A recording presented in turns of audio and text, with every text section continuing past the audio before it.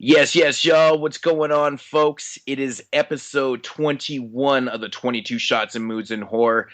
And you probably already noticed that there's a new voice here off the top of the All right. show. Jeremy's not with us tonight, so I am going to be hosting the 21st episode of the show. What's up, JP? What's going on, buddy? Well, I'm just chilling after work. I had to run home and watch Mr. Jones before we started the show. Um, I I pretty did much did the exact same thing. really. Yeah. I always try to wait till the day before, the day of, or the day before we do the show to watch the main review because I like to keep it as fresh as possible in my head, so I have things to say about it, which usually isn't a problem with me anyway. Yeah, I'm the same way actually. I mean, if we're gonna do the main review, might as well just keep it really nice and fresh. So yeah, on that note, of course, this week's main review is gonna be the 2014 release of Mr. Jones, released by, of course, Anchor Bay. So yeah, we'll be getting into that a little bit later. But yeah, JP, how's your weekend going? Pretty crappy because it's all work filled, but I did actually grab a copy of Horror Hound. I barely ever see them in my area, like in store, because they don't have them in like my Walmarts or anything. But I actually went to a bookstore and I got a copy of. I don't know if it was last month's issue or what, but it's the What's one up? with the Troma. It's like the Toxic Avengers on there, and it's like the Troma issue. Yeah, Horrorhound does their issues bi-monthly, so there's only 6 issues a year. I really hate that. I would want. Well, I would definitely subscribe if I got one. Well, I probably will subscribe eventually anyway, but I'm kind of just taking my time on it. I like picking them up here and there. I want to Mhm. try to get some of the back issues because I really like some of the ones I picked up on eBay for really cheap. But Yeah, the I really like Whorehound magazine. I really like the older issues when they used to do VHS kind of video spotlight. invasion or Yeah, whatever it's Video called. Invasion. Yeah, they did those for probably the first like half of their run, and I think they kind of ran out of companies to do because they haven't done them. I think in like the last year or I whatever. But one is I'm not 100% sure. Did you get the Toxic Avenger one? yeah, that was my last issue in my subscription. I never renewed it because it's actually cheaper for me to buy them in the store every 2 months than it is to get the subscription, which is weird because Whorehound, of course, being an American magazine, the shipping up here is like ridiculous. And I actually end up paying like, I think it works out to about 13 or $14 an issue, which is Wow. ridiculous because I can buy them on the stands for the price that's on them for $9.99. So over a year, it's only if it's $3-4, it's what, like 24-25 bucks, but still, it's not the point. But ironically enough, though, I actually went down to my local newsstand to go grab the new issue, like the May-June issue. They don't even fucking have it yet. I Are you was like, serious? I was like, shit, man. So I'm kind of freaking out because I haven't missed an issue of Whorehound in it's been a few years now, and yeah, I don't have the new one, and it's driving me nuts. I'm like, should I just resubscribe? But I'm like, fuck it, I'll wait for it. So, but See, I was never familiar with horror magazines. I did not grow up with them. I never even see. I know a lot of some of their first experiences with horror was seeing a horror magazine at the newsstand with like Freddy on the cover, of Fangoria issue or something. I never seen one until way, way later in my life. Like around the time I got on YouTube, I think was the first time I ever seen one. I think it was a Horror Hound one issue. really. Yeah, it's so weird. So I always kind of hear those stories of people like how they, would love getting the new Fangoria or something, and those nostalgic stories. And I always kind of wish that I was part of that because I totally missed out on it. Yeah, I wish I still had a bunch of my really old Fangoria magazines. Fangoria used to be actually done in black and white way back in the day, which is really cool. I don't have any of those issues anymore. I had a subscription to Horrorhound, to Fangoria a few different times. I would have it for a couple years, and then I would get rid of it. And again, I don't have one because I found that like I had one a few years ago, and we were just talking about this, how they kind of went like real mainstream and stuff, and the articles and everything just kind of went down the shitter. But they've actually gotten a lot better. I've checked out That's a what I couple. keep hearing. I keep Yeah, hearing they came back. I think they like changed, I don't know, editor. I don't know what was going on there, but somebody Yeah. else took over, or whatever. But kind of changed the magazine back around. They're kind of focusing on what they used to, and which is really cool because now it's a lot of the older people that used to read the magazine are coming back to it. But yeah, again, weirdly enough, I went to go pick up this month's issue of Fangoria, and it was not on the stand, and I was like, what the fuck is going on? And the only magazine that I still have a subscription to is Rue Morgue, which is worth it for me because it's a Canadian, magazine, and I don't pay through the roof, and it's a good deal to get a subscription to it, and so. It's the only one I have. It is my favorite one out of the three. I really like the structure. For a long time I was really big into Horror Hound. I love the video vision and stuff, but I really like the articles and stuff the way Rue Morgue is just structured. I really like the structure of the magazine, but nothing to take away from Horror Hound. It's really awesome. And actually, on that note of magazines, Fangoria is re-brought back Gore Zone. Yeah, I did see that, and I was unfamiliar with Gore Zone until I was. I guess I seen one with Linnea Quigley on the cover, and I was like, "I'm about to subscribe to Gore Zone. It looks really cool." Are they? Yeah, do you have them? I actually haven't gotten around. I keep forgetting to, but I am going to subscribe to it because it's the only way you can get them. Fangoria, they did say that they're not going to put them on newsstands, so the only way to get the Gore Zone issues is to subscribe through the website. So I did hear a bit about that, and they actually can't get them on the newsstands. They will not accept them, I guess, unless they bag them. I think if they bag them, they could get them there.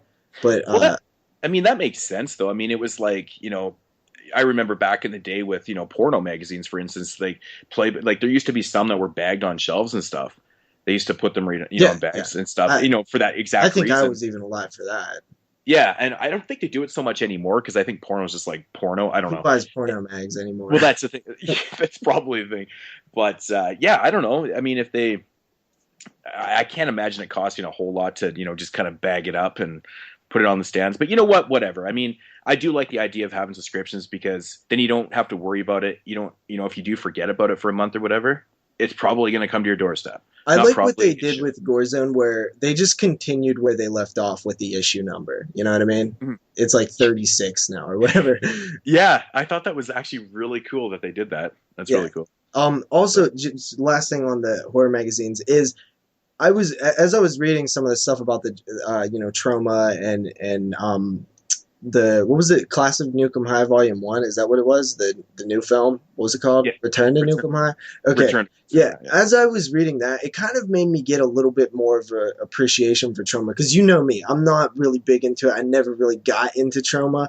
My knowledge of Troma is pretty bare. But it definitely got me a little more intrigued to check out some of the more popular titles. Mm-hmm. Yeah, and that's the thing, man. Like, Troma's always been one of those companies where, like, if you have a really bad, like, first or second experience with Troma, that you tend to kind of stray away from it. And I understand that Troma's not for everybody. But, at the same time, you got to remember that a lot of the films that they release under the Troma label is, they're just releasing too. So there are some pretty damn good titles. Like, recently I reviewed Necronos on Body Bags. Just there's a real nasty plug. But no, anyways, this is relating to what I'm talking about. But anyways, it was from Troma. In my review, I even stated that, don't fucking get discouraged that it's released by Troma. It's nothing like a typical Troma film at all. This movie's like insanely fucking graphic and gory. There's so much killings and just nastiness in this film. It's a German film. But, that's a perfect example of, a Troma film, quote unquote. But that you should probably check out, and as for the actual, like, Troma produced films, can't go wrong with, the Toxies and, the Class of Nukem Highs and, stuff like that, man. I think they're fun, but, it's cool, man. If you need any recommendations on films and stuff, I will be happy to throw some your way. Yeah, I'll definitely get into Troma a little bit more. I'll pick up a couple titles, but I find it interesting that it almost seems like with me, it was just weird that I ended up. It just so happens that Full Moon was what was around, like, out of those two companies, because they're kind of very similar. They're independent companies that lasted forever. And Full Moon, I remember seeing everywhere, like, you know, the Puppet Master film, Head of the Family, like all that stuff growing up in the 90s, but I never would see the Troma stuff in my area. So that is quite possibly why I never at all got into Troma. I just didn't know about it. You know, to be honest, it was the exact same way with me too. Growing up, I remember seeing nothing but Full Moon stuff around here. Especially Puppet Master stuff. Like that was really Puppet Master was big. Puppet Master was way bigger than it ever deserved to really than it had a right to be, you know what I mean? Like Puppet Master was up there with like the big, you know, franchises at one point. Yeah. Yeah, and it's interesting too cuz I mean, we've discussed this before, you know, the original Puppet Master film isn't even actually that good. No, like it's not. It's like it's watchable, but it's not that great. And like I think even, you know, part 2 and like part 3 being my favorite, I think your favorite too. You know, it is kind of interesting. It's definitely the best film. That's back when I believe they were also had like they were backed by Paramount, and Paramount was throwing them, you know, some wads of cash to make some films. Yeah, totally. Yeah, and you know, getting back to, you know, Full Moon and stuff, but yeah, totally. I totally understand where you're coming from here with Full Moon. I used to see it around all the time, and for Troma stuff, it was very skimpy. You know, I remember seeing little things, and it was more of, you know, the mascots of Troma. It was basically Toxie and stuff. It was Toxie. They even had that cartoon, and so that's crazy. That's still pretty crazy when you think about it. Like I remember Class of Nukem High as a kid too, and little things, but like not as much as Full Moon. Like it seemed like Full Moon films and paraphernalia of Full Moon was everywhere. Kind of interesting, but yeah, I feel you on that one. Full Moon or Troma? It's an interesting question. Man, I love both, but I'd probably have to go with Troma just because I don't know. No real reason here, but if I really had to break it down, you know, for my favorite films, you know, I think I like the Toxie films. Come from Troma. Yeah, I think I can watch the Toxie films, but Class of Nukem High, though, I think is probably better than pretty much anything that Full Moon has ever released. But I don't know. But that's just my opinion, though, too, right? I mean, that's just right off the dome. I'm a Full Moon guy. I love me some Full Moon. I know you love Full Moon, too. Oh, totally. One thing I love about Full Moon, and we've talked about this before in the past, is that when you're watching a Full Moon film, it feels like a Full Moon film. Like it has always that awesome score, and you know, just has that low budget atmosphere to it. and they're so short that you can marathon them like crazy. Oh, dude, you can watch like 400 Full Moon films in one night. Yeah, it's really crazy, man. So, yeah. Alrighty. So, do we want to bust into this news since we just talked for, you know, yeah, we haven't got into the news yet, but yeah. So the news this week is very, very short, way shorter than normal. I think this is the shortest week of news besides that week that I just didn't have any news because I was, you know, I fucked up and didn't get it. So the first little piece of news is kind of a smaller piece. Joe Dante is going to be executive producing a film called The Dark. Just that's kind of it based on what I've read. There's not much, you know. A disturbed young woman must confront her worst fears when she finds herself trapped alone in a New York City loft during the 2003 blackout. Now, if this was like the 1986 blackout, it might be cool because New York in, you know, the 80s and 70s and, you know, early 90s was awesome. Not so much in 2003. Yeah, I totally feel you on that one. I agree. I mean, interesting premise, but, you know, it's just Joe Dante producing. I mean, there's really not much to it. Yeah. I've actually heard of this, so. Yeah, after that, you remember the film Skyline, which was from 2010? It was like some kind of alien invasion film or something. It looked really bad from the moment that I seen it, so I never watched it. Yeah, I never checked it out either. I've actually heard like mixed kind of reviews on it. I heard that some people actually enjoyed that one, but it didn't really look like my cup of tea. So it's totally not my cup of tea. Big, you know, expensive sci-fi action, you know, like Battle Los Angeles-y type of stuff. I'm not really big into that stuff, man. I don't like. I like my aliens looking more like bio, like not so much like giant like machine type Hmm. creatures. Like I like them more like just like Alien, like the film. Exactly. Yeah.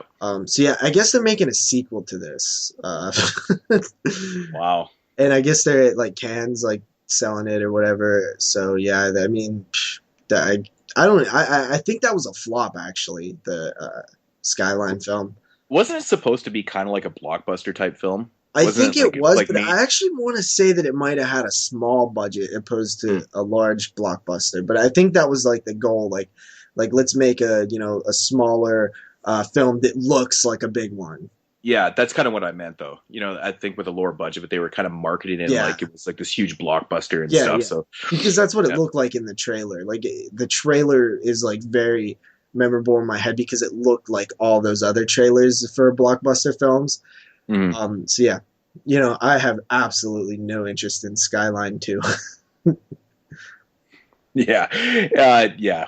I'll probably end up skipping that one also. Another guy who we've been hearing things about like a lot lately, which is always interesting to me. Eli Roth is now attached to a supernatural thriller series called South of Hell for the Wii TV network. I think it's also produced by Blumhouse, which I believe is the company that did like uh, the James Wan films and stuff. Insidious and stuff like that. I think I'm not 100% sure, but I want to say that's the company. Okay, did you say for the Wii network? Yeah, I don't even know what's the Wii network. I don't know. I'm wondering if it's like a network that Nintendo has. It's like their network, like No, it's like Nintendo Wii. WE. Okay. Oh, it's actually Wii. Yeah, Weird. I've never even heard of that. yeah. It follows a Georgia native who named Maria, who's a demon hunter. So yeah, it's like a TV series, but he's gonna direct the pilot, so at least the directing will be well done probably. So yeah, that's supposed to premiere in 2015. It has an 8 episode order, which is kind Hmm. of a weird number. Yeah, interesting. After that, we have a little kind of update on it, the remake. I Yay! guess what is happening is New Line is kind of uh, producing it, which New Line doesn't. It's a Warner Brothers sub label, I guess now, right? Isn't that what New Line is? Yeah, These like these studios like really confuses me nowadays. So I guess like it's going to New Line and they're gonna do it now or something. I mean, this has been going on since like 2012. hmm But I guess it's kind of more close to happening. I guess. Um, yeah, yeah. I mean, that's funny because that always seems to pop up in the news. Is the it news? yeah, and Um, it's never anything significant. It's like no, it now isn't, we're and probably moving forward with it. Like it's always that. That's the news, and they're it makes like literally huge headlines. they're baby stepping with that one big time. Oh, Mhm. seriously, just stringing us along, man. Just you know what? Somebody just make the fucking thing and we'll watch it. We'll Okay. see what's up with it. Yeah. Now it kind of brings up a question that I've kind of asked. Why is it that when we remake, we instantly think that we have to go in a different direction in terms of a popular character? Like the Elm Street films are the perfect example. Like they, for some reason, it's like, well, we can't have Robert Englund, but why not? Why can't we just have Robert? Like, why can't he be playing the remake Freddy? But it always just seems like they're always so, you know, hesitant to recast somebody who was in the original films. Like, I doubt Tim Curry is going to be Pennywise. And Doug Bradley in Hellraiser, I know they was thinking, they was probably thinking recast him as Pinhead. I just don't know why. Like, why can't we just have them back? I think it has to do with maybe they are trying to tonally change things, and they feel like having the same person play it would just be I harder to do. Yeah, I think it's like a new start. I think sometimes when people don't even get asked to return, hence with the Leprechaun movie, Warwick Davis wasn't asked to return and play the Leprechaun. I think Yeah, that's a good that's another example. one that I So forgot about. yeah, so he just basically, so they're just kind of going a new direction. They want to, it's like a new start. I mean, as much as we want to see, Pinhead, reprise his role of, in Hellraiser, Doug Doug Bradley, I Bradley, mean, yeah. Jesus, Doug Bradley reprise his role as Pinhead in the Hellraiser films. Maybe that's just not the angle that that they want to go with. They want a fresh start and stuff. I mean, I wish they would learn from previous mistakes and stuff. I think that's casting. I mean, I don't know. I don't know if it was so much. I can't remember the guy's name from Nightmare on Elm Street, the remake. Jackie Earle Haley. Yeah, Jack, I always forget that guy's name. I don't know if it was so much like his performance, or it was more the fact that people just really did not want to see someone else playing Freddy. Yeah. I mean, for the movie itself, like I thought the movie was shit, but I mean, who knows? Maybe it's just that it's just not the same, and people just don't want it. But I know people are afraid. That they sometimes want change, but at the same time they don't. You know what I'm saying? Yeah, yeah. Totally. And it's like when it actually happens, you're like, oh fuck. I mean, that's not Robert Englund. Yeah, of course, but that's not the way that they wanted to go. And we all know, Robert Englund wasn't going to come back and play it anyways, even if he was offered. But to be honest, if Hellraiser gets remade, I can't imagine them, calling Doug Bradley up and being like, "Hey, man, you want to come back and put some fucking pins in your face?" I just can't see it happening. Like, I think that they would just go with something else. Yeah, you know what? I was thinking that they might kind of like, see, there was so many rumors with that, and there was actually scripts written. Like Todd Farmer and Todd Farmer wrote a script for the Hellraiser remake. I believe it's actually online. It was supposed to happen. Like Dimension greenlit it. It was gonna happen, but then I think they wanted to do something else first. And the story idea is actually very, very interesting. You can look that up yourself online. I forget exactly what it was, but the story what sounded interesting as hell. And it was right after the Final Destination came out. I think it was like the fifth one, and they was like the Weinsteins was like, never mind, we can't do this. We got to make it more like Final Destination. Which is totally the fucking Weinsteins like approach at anything they do, which Yeah. annoys the hell out of me. It's like we got to make it more like the movie that's making a lot of money. I hate. How about you be the like next trendsetter? You know what I mean? Like, why do you have to copy? Yeah, that's a huge problem with those. It's a huge problem with Hollywood in general, like the whole Exactly. studio. That's why like the indies are where it's at right now. You know what I mean? Yeah, the bigger budget films are just fucking. Let's just keep kind of doing the same bullshit and give me a break, man. That's what I love about indie films, guys like Dustin Mills and stuff. Like, I mean, if you watch his movies, Fuck, that's what I wanted to watch this week and totally forgot about it. yeah, her name was Torment. Yeah. Fuck, man, like, but he's a perfect example of somebody that really has a fresh idea every time he puts something out. And that's what I love about indie films and somebody like him. Like, Dustin Mills has like almost 10 movies now, and every movie is That's so pretty different. impressive. It's so different. And it seems like every time he puts out a movie, like he just put out Her Name is Torment, he's already got a pre-order up for his next film. Yeah. And it's amazing. This guy's putting so much work. I mean, they are, micro budget films, but they're done really well. And it's the fact that the ideas are not recycled at all. His ideas behind his films are so original. That's awesome, man. And that's the coolest thing.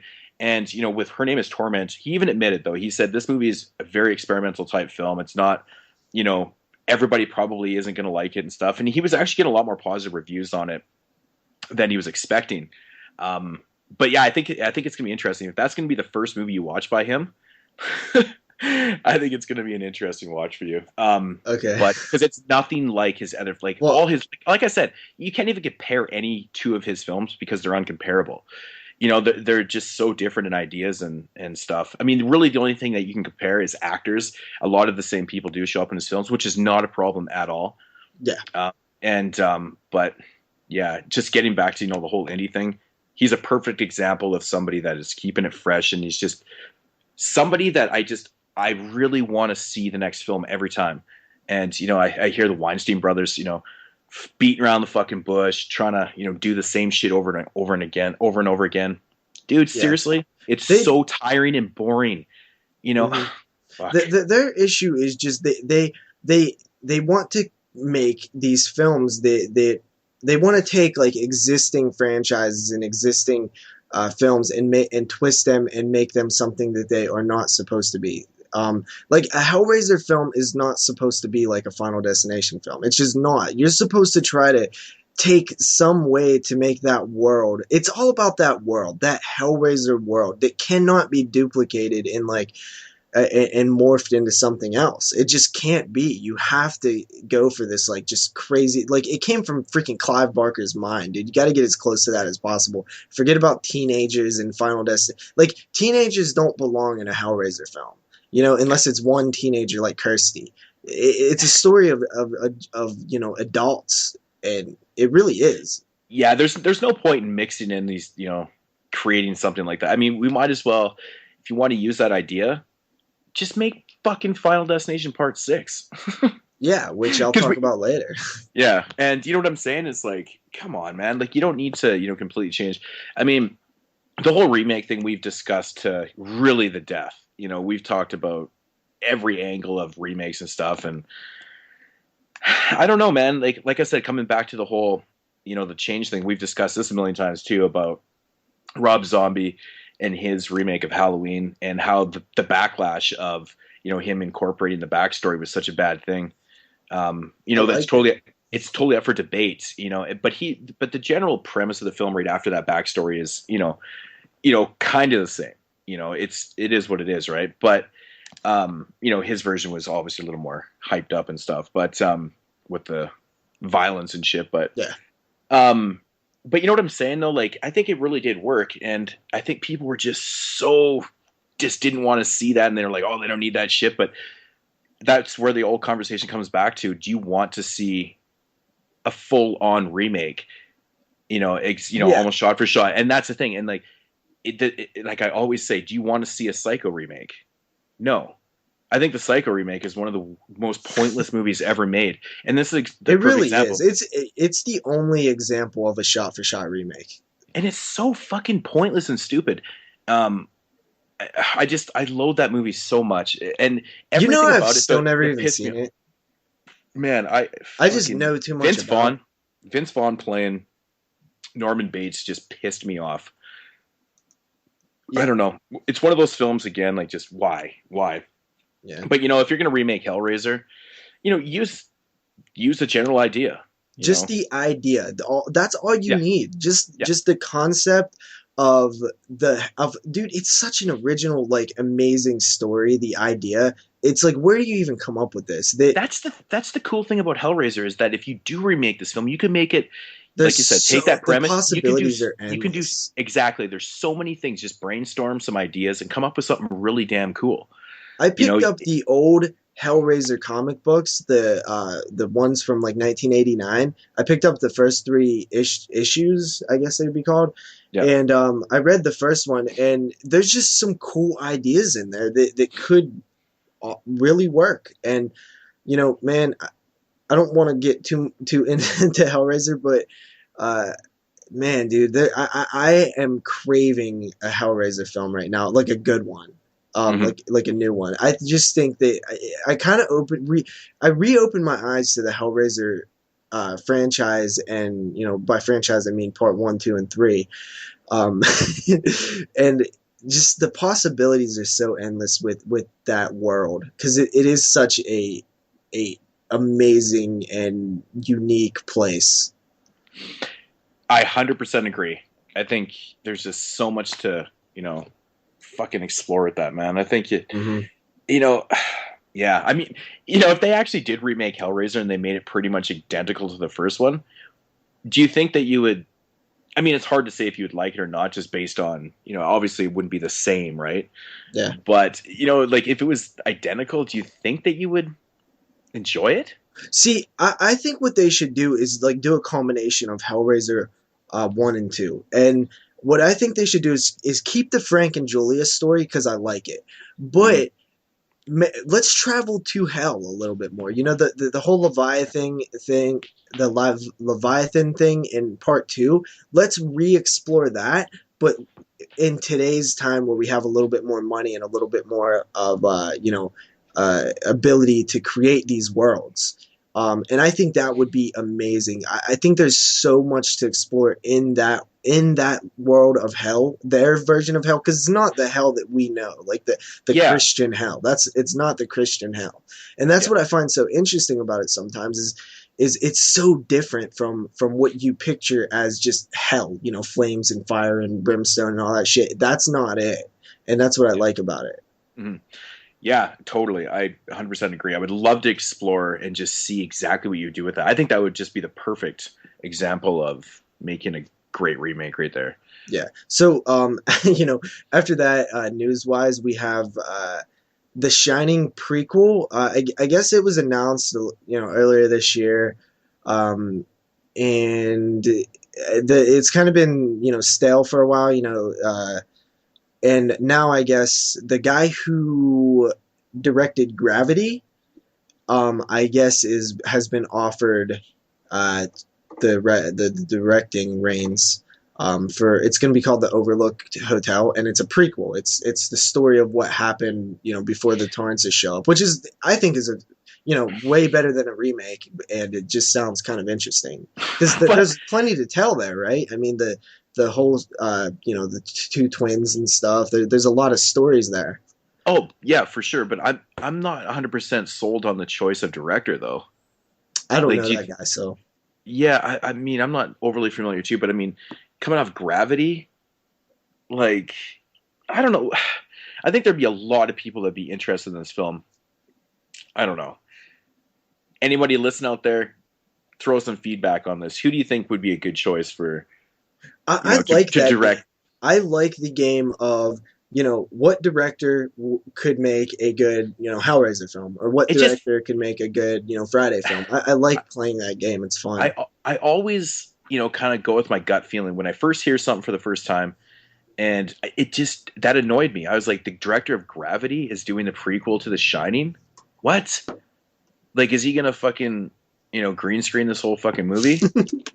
Like, what the fuck, man? Like, dude, that just annoys me sometimes. Like, there's got to be so many people in line for this that would love to direct a prequel to The Shining, or maybe it's just Who would you kinda, give it to, dude? maybe it's kind of like forbidden fucking territory too. It's like, no, you don't fucking direct a prequel to The Shining. In your Um, world, who would you give it to? Dustin Mills. No, I don't. It's a really good question. I think somebody that's really like a really visual director. Maybe like the guy who made Fight Club or something.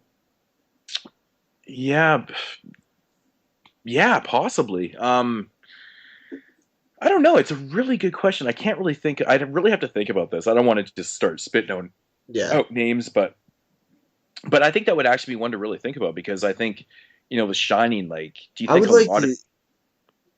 I would like to get somebody who could really like. I don't want to say like imitate what Stanley Kubrick did, but kind of I want it sort of in that tone. I want it to feel similar but not the same. You know what I Mhm. mean? Like not a copy, like an Yeah. interpretation maybe. Mhm. Yeah, man, I'm struggling with this one. Yeah. Once We'll again, get people. back to you on that one. Yeah, that's a hard question. Yeah. Those are always the questions that you kind of gotta ponder over while you're at work or something. You Hmm. just sitting there. I do that all the time at work, and then I'll forget about it by the time I get on the show.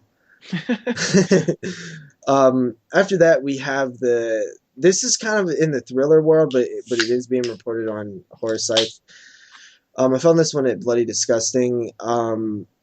The Devil's Knot. This is a film that comes out DVD Blu-ray June 10th, and I didn't even know this was happening, but I guess it's a film based on the West Memphis 3.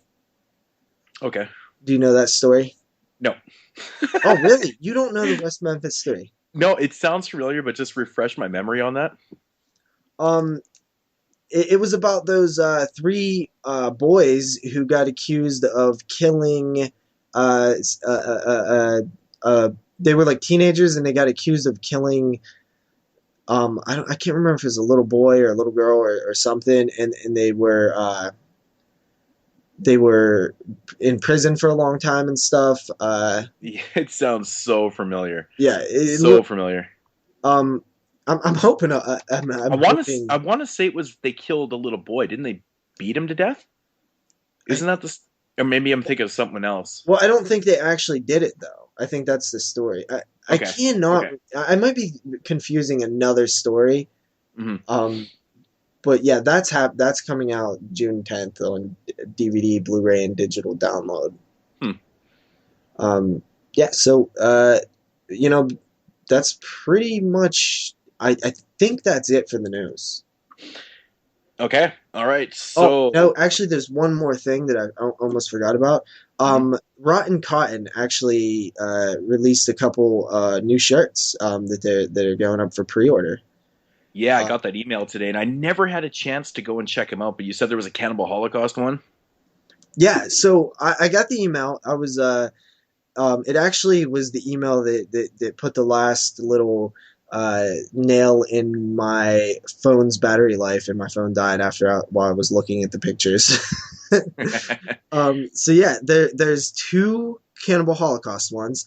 One of them has like a naked woman with big breasts, with all the cannibals around her. And Mhm. the other one is the cannibals. With one of them's holding the head, and the girl on the spear. It has her in the background, both of them look pretty goddamn awesome. But I don't know where the hell I'd ever be able to wear them. Yeah, I know that's the thing, right? Like, I'm getting to the age too where it's kind of hard for me to wear a shirt with like tits on it and stuff. Yeah, It's like, I mean, seriously, I don't even know where the hell I'd wear that either. But it's still fucking definitely cool. I would love to have one, but I don't know. Maybe I yeah. just have There's to. also one available in kid sizes. I guess I don't know if that's a joke or not. No way, man. And it's I more would totally cartoony put that on. looking. It's I would cartoony totally put looking. that on my kid. I'd totally put that on my kid. Man, the looks that you would get, that would be Oh fucking man, amazing. you would definitely be getting children and youth services called on your ass. Oh fuck yeah, man. That's so bad. Um, That's they also have there's a bunch of shirts though. There's a Demon Knight shirt that looks all right. I think that's a Super Mario World or Super Mario Brothers shirt. nice. There's a Vincent Price shirt that looks pretty cool. A Toxic Avenger shirt, and a couple other ones. Nice. Nice. Yeah, I'm a big fan of RottenCotton.com. I mean, you must have seen that video I did like a year and a half ago or whatever, and I got like 12 shirts from them. Back when I Fuck. watched all of your videos, I probably did see it. Yeah, I mean, I like their designs, man. Like, I mean, they're not as crazy as um what's the other one? Fright Rags. Fright Rags. Wow, that just like totally phew, lost that one for a second. Yeah, Fright Rags. Fright Rags has like amazing shirts. I will agree. Like they're awesome. But at the same time, I think Rotten Cotton is a Well, little cheaper, and after this, I do like the simplicity of some of the shirts though too. Like they're yeah, just kind of basic. So but I'm gonna be yeah. honest. After this batch, it seems like they really stepped their game up. These look like Fright Rag esque shirts Oh because really? I've cycled through a lot of Rotten Cotton's inventory, and a lot of them are pretty basic black and white style shirts. These ones, Yeah, especially the Cannibal Holocaust ones, are really top notch shirts. that's awesome. Yeah, so that Awesome. wraps it up for the news, guys. Alrighty, so I guess we'll get into some releases for next week. And man, um, doesn't really seem like there's a whole lot, but there It's a is a couple. slow week in horror this week, man. Yeah, it's really weird. But of course, there is two major releases coming out next week. Well, I mean, major to me and anyone else that is a huge supporter of Scream Factory. Speaking of Um, Scream Factory, I did get my sleepaway camp in the mail with the poster. I was pretty psyched. And it came like 4 days early. yeah, fuck, man, I usually would be getting mine tomorrow. My shit hasn't even shipped from Amazon yet, so I don't know what the fuck's going on. I really wish I would have jumped on some more of those posters when they were coming out. I have the Halloween 3 one, the Phantasm one, and the Sleepaway Camp one. I know you can't get them up there in Canada, which is kind of a bummer. Yeah. But, you know, I really, really like the Ginger Snaps one, and I want the Pumpkinhead one. Mm-hmm. Yeah, man, there's definitely some really cool ones. But yeah, so of course, Sleepaway Camp coming out this Tuesday, Scream Factory. Everybody run out, buy 2 copies, maybe 3. Support Scream Factory. Fucking, I mean, what can we say? More on Sleepaway Camp later. Now, the other Scream Factory release, which is actually kind of a unique Scream Factory release, it's called House in the Alley. I don't really know much about the film. That's the one that's only on DVD, correct? This is their very first release that's only on DVD and not Blu-ray. Besides like the 4-packs and stuff. Yeah. And the TV tears, but like a solo movie release that's just on DVD. So it's their very first one. Yeah, I'll have these. Do you know the reasoning behind that? I actually don't know. I actually do know the reasoning. I believe they said financially it just wasn't they just couldn't do it on this one. They didn't predict a huge return on it, so they just decided to keep it pretty basic on this one. Mm-hmm. I believe that was the reasoning. I have a sneaky suspicion that it's probably not going to be a big seller. I don't think like anyone's ever even mentioned it before. So yeah, but who knows? I mean, if like I said, there's a lot of Scream Factory collectors out there, and who knows, that might pick it up. But you know, hopefully it does do well. I mean, I'm still to this day really bummed out about the TV tears. Oh, I know. When I told you it didn't sell, the look on your face was just pure disappointment. Oh, I was so mad because I really enjoyed both those movies. And you even had a feeling. I remember you even telling me like I have a feeling nobody's picking this thing up. And then when I heard them confirm that it wasn't a huge seller at all, it was actually quite a disappointment. Yeah, well, like the thing is though, like, you know, I watched a lot of people's videos that collect Scream Factories and stuff, and nobody was grabbing that TV Terrors, and I was like, oh, this isn't good. I can't talk because I still don't own it. And so you can probably solely blame me on you never getting a TV Terrors Volume 2. I think my sale would have pushed it over. Nice. Okay, so of course we've got another Danny Trejo film coming out this week called Ghostquake. Is there a Danny Trejo film coming out every week? Because it feels like it sometimes. There's usually like 5. I swear, ever since he got a starring role in Machete, like I mean, we all know Danny Trejo was like in a million movies before, but always little minor parts. But he's in Maniac Cop 2 in the back. Yeah, he's in tons of films, and ever since he got that starring role in Machete, he's been getting a lot of like independent roles and like just constantly. It's out of control how much that guy works. I was in the Red Box and I seen that there was a film called Badass 2, Badasses. F. I know. I actually saw that the other day too, and I was like, I actually remember when it got announced that they're making a sequel. I think they announced like right after the other one came out, but I was like, oh my god, that story was the first one was based on a YouTube video of an old guy like beating the shit out of a little punk fucking with him. That is absolutely hilarious. I did not know that. Yeah, there was a video of an old guy on the bus. I think that was the thing. And this dude was just messing with him, and the old guy just got like, you know, just leave me alone. And he finally got pissed off and stood up and like I don't know if he knocked him out, but he pretty much whooped his ass. Nice. All right, so I have to talk about this one. There's another film coming out. Apparently, it was out in 2013, getting released on DVD this year, called Independence Day-zaster. That sounds pretty awful, dude. Oh, dude, the cover it's like basically a mashup of Independence Day and Fright Night. What?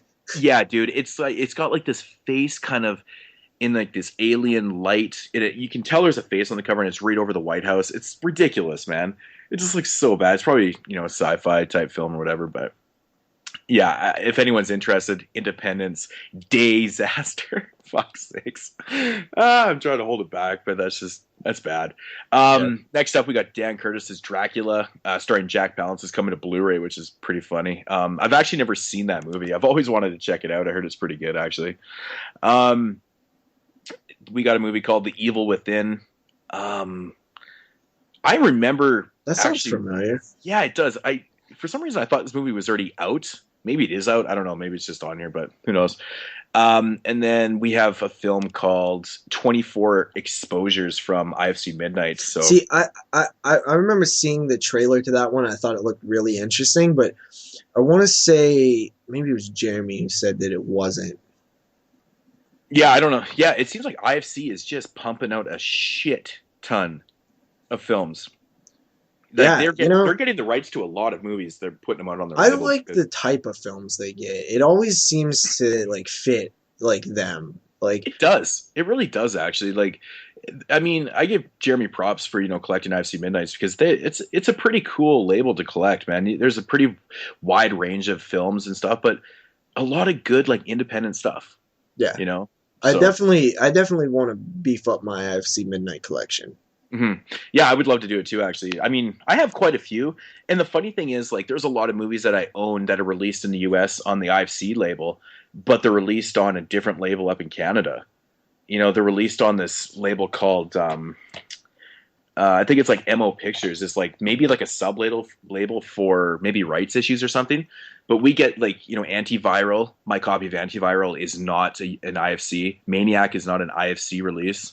I actually have a copy of Silent House that has the stupid French thing on it. Yeah, the bilingual. Yeah, I Yeah. know. I know that always drives me nuts too. But yeah. So, anyways, that is going to do it for the releases that I know of.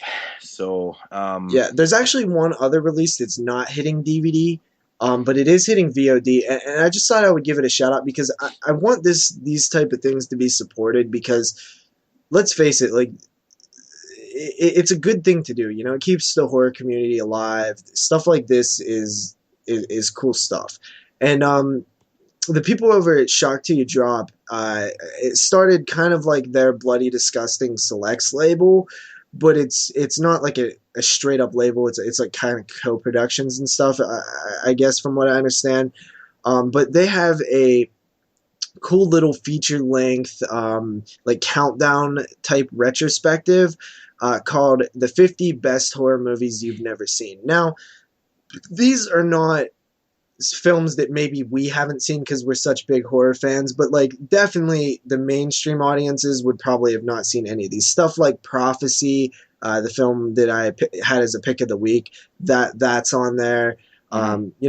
Stuff that like Basket Case. I mean, it's stuff that we've seen, but that's not the fun thing about. It's not just finding movies that you never seen. It's talking about them. It's showing these films. Giving them props, talking about what's awesome about them, and it looks pretty fun. Yeah, it's bringing it. It's showing other people some films that they've. I mean, there's obviously some people that are going to check this out and probably haven't seen half the films on there. Yeah, so there's guaranteed a couple that I haven't seen on there. Yeah, I would actually like to see this list because I love lists. I mean, obviously we love fun. Lists. They just are so fun to check out. Let's talk about them. Let's count down these movies. Let's talk about them. They get people like Rob G from who did this Psycho Legacy.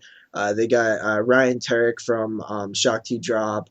I believe Linnea Quigley. There's a whole list of from actors and journalists who are kind of talking about it. It's kind of low budget-ish looking, but there's clips from the movies and stuff. It's fun. I highly recommend everybody give it a shot. I'm gonna check it out. I want to wait for the DVD, but I might just support the VOD so it gets a DVD release. It comes out on, I want to say 2 days from now, so this Tuesday. Yeah, which I believe is the 27th. So yeah, I'm really curious to see what's on that list. I mean, like I said, I'm a huge fan of lists, so I mean, it'd just be curious to, out of 50 films, how many have I seen? I mean, chances are probably all of them. I've probably seen half of them, but yeah, it's something that I like to see. A couple weeks ago, I did my pick of the week as that Bravo's 100 Scariest Movie Moments, and it's very similar to this is kind of a similar list type, film type thing. And that Bravo thing is just amazing. This one probably isn't as good, but we should support it, I think. So guys, if you haven't heard about it, which I haven't heard a lot of people talk about it, actually I've heard nobody talk about it except for me. So maybe drop a couple bucks on the VOD and check it out. Yeah, I think this is like a perfect thing to throw on. You know, you got a bunch of people over drinking some beers. You guys are bullshitting. You most definitely don't want to like throw in a movie because you're not going to pay attention to it. But you throw in like this 50, best horror films you've never seen countdown, and just start discussing dude. shit. That's a good point. Yeah. And this is something good for a VOD too, because it's not something that you need to like own. It's just something that you want to see. It's like a one shot type thing. You're probably not going to revisit it. So yeah, I mean, I'll probably check it out. Yeah, super cool. All right, so I guess it's probably that time that we get into, the last week's question of the week, which was your top 5 horror film titles or names of, films. I was really anticipating the answers on this because there's just so many funny ass titles out there. Yeah, it seems like there was 2 camps. There was the ones that just sounded cool, and then there was the ones that sounded funny. Yeah, exactly, right. So you could have went either way. I didn't really care how you answered this question. If you wanted to pick like your honest to God favorite movie titles or the ones that sounded funny or just make a mixture, whatever, it didn't matter to me. But anyways, we'll start here with Movie Buff Mike. His top 5 list was number 5, The Evil Dead. I mean, it's really just a classic title. It's pretty cool. Number 4, Brain Dead. Number 3, Zombie Flesh Eaters, which I've always really enjoyed too. Yeah, I like that title. I actually prefer it over just Zombie, but I think Zombie Flesh Eaters is it's perfect. It's perfect. Number 2 is just Pieces, and number 1 he's got Godzilla, or Mothra and King Ghidorah and giant monsters all out attack. Yeah, he's saying basically what he's saying is that anything Godzilla kicks ass. Yeah. So that is interesting. Then we got Jeffy D, which I always love this guy's name. Jeffy D. It just sounds like an MC. Jeffy D. Yeah. I love it. Okay.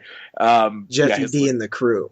Yeah, Jeffy D and the crew. Number 5, Sorority Babes in the Slimeball Bowl-orama. That cracked me up because that's a film from 1988 and that hasn't come up on my 88 series yet. Such a funny. Is Linnea in that one? She is in that movie, yeah. Yeah, I've never seen this though. Number 4 is $5 for an August Moon, which is a Mario Bava film. Number 3 is Lizard in a Woman's Skin, which is a really kind of different Lucio Fulci film. It's a giallo, but it's like kind of like psychedelic giallo in a way. It's really weird.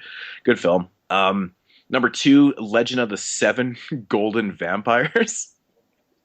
I couldn't help Is that Hammer? I'm assuming that it probably is.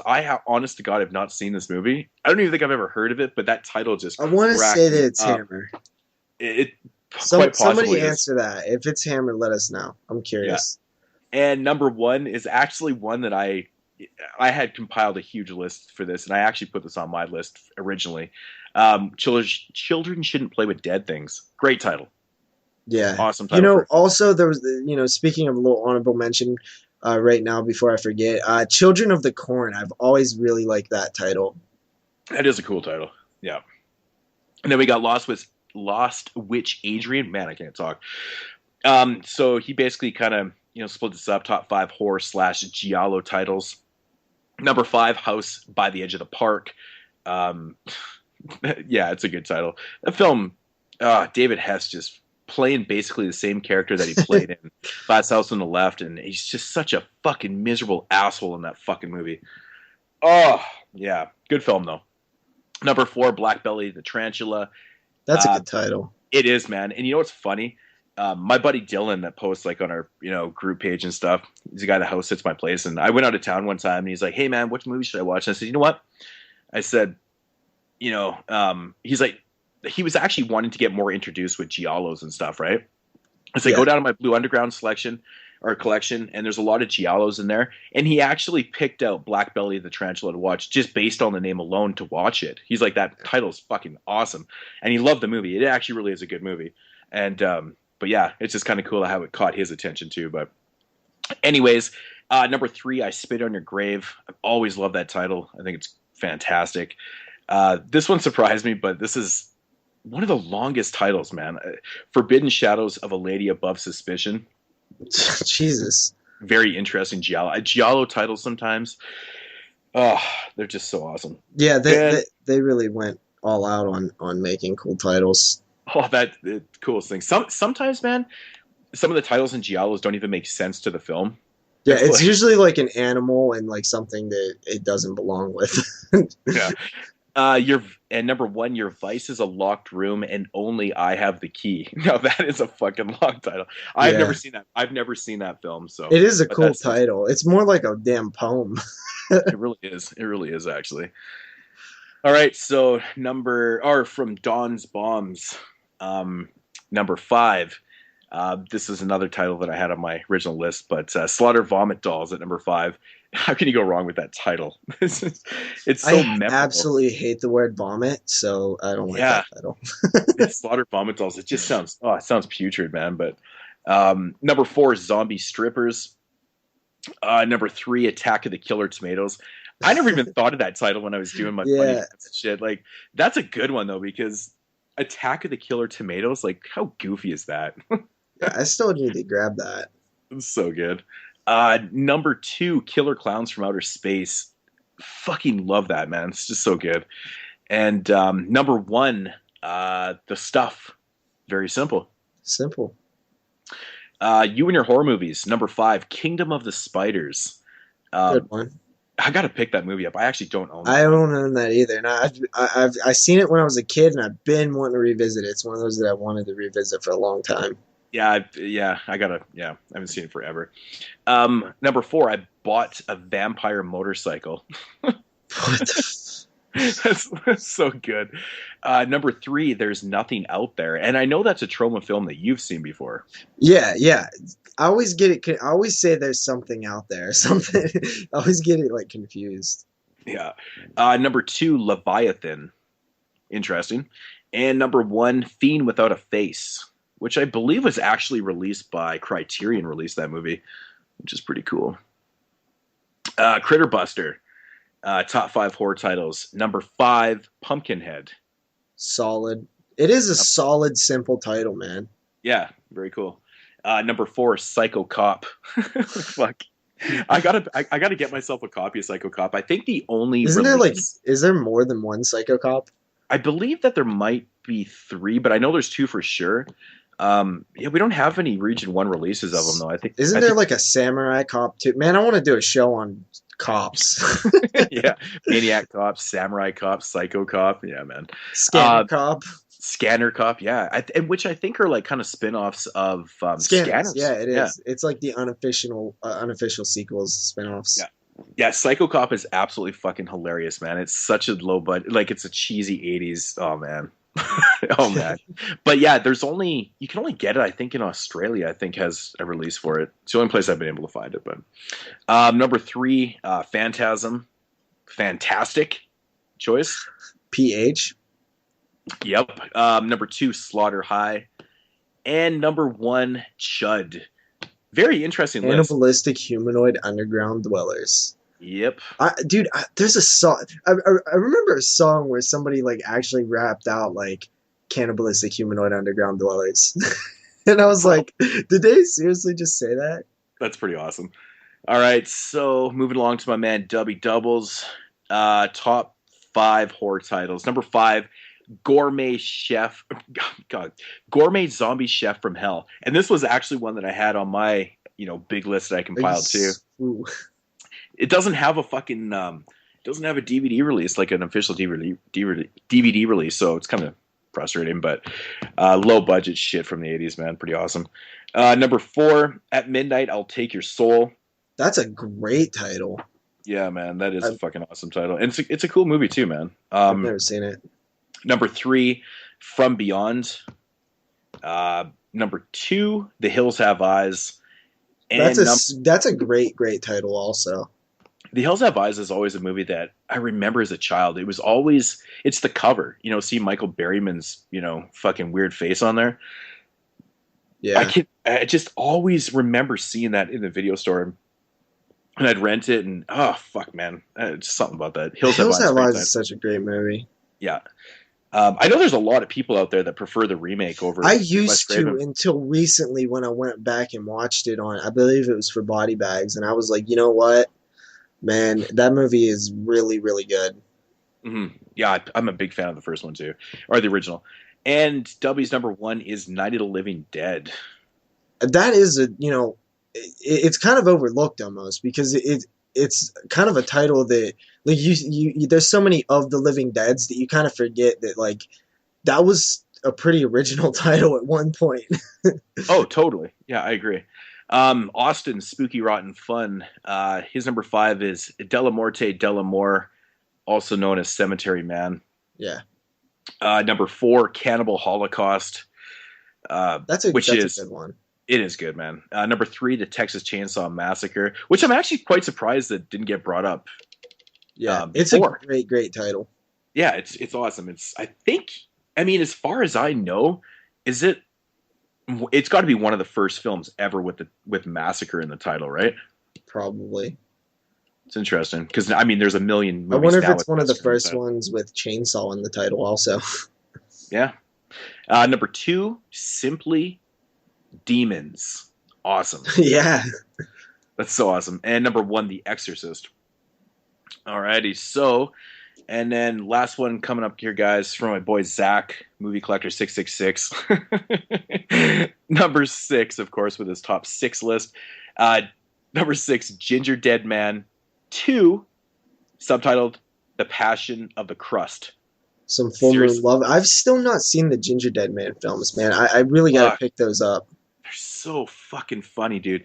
And I really like Ginger Dead Man Part 3. The subtitle on that one, Saturday Night Cleaver, is so fucking funny, dude. Number five, Just Before Dawn. It actually is a cool title. It's cool.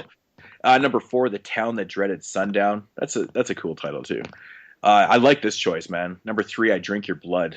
Fuck, man. I Eat Your Skin. Man, I Drink Your Blood. Every time I watch that movie, I always have to say this. It fucking makes me gag so bad. It makes me gag.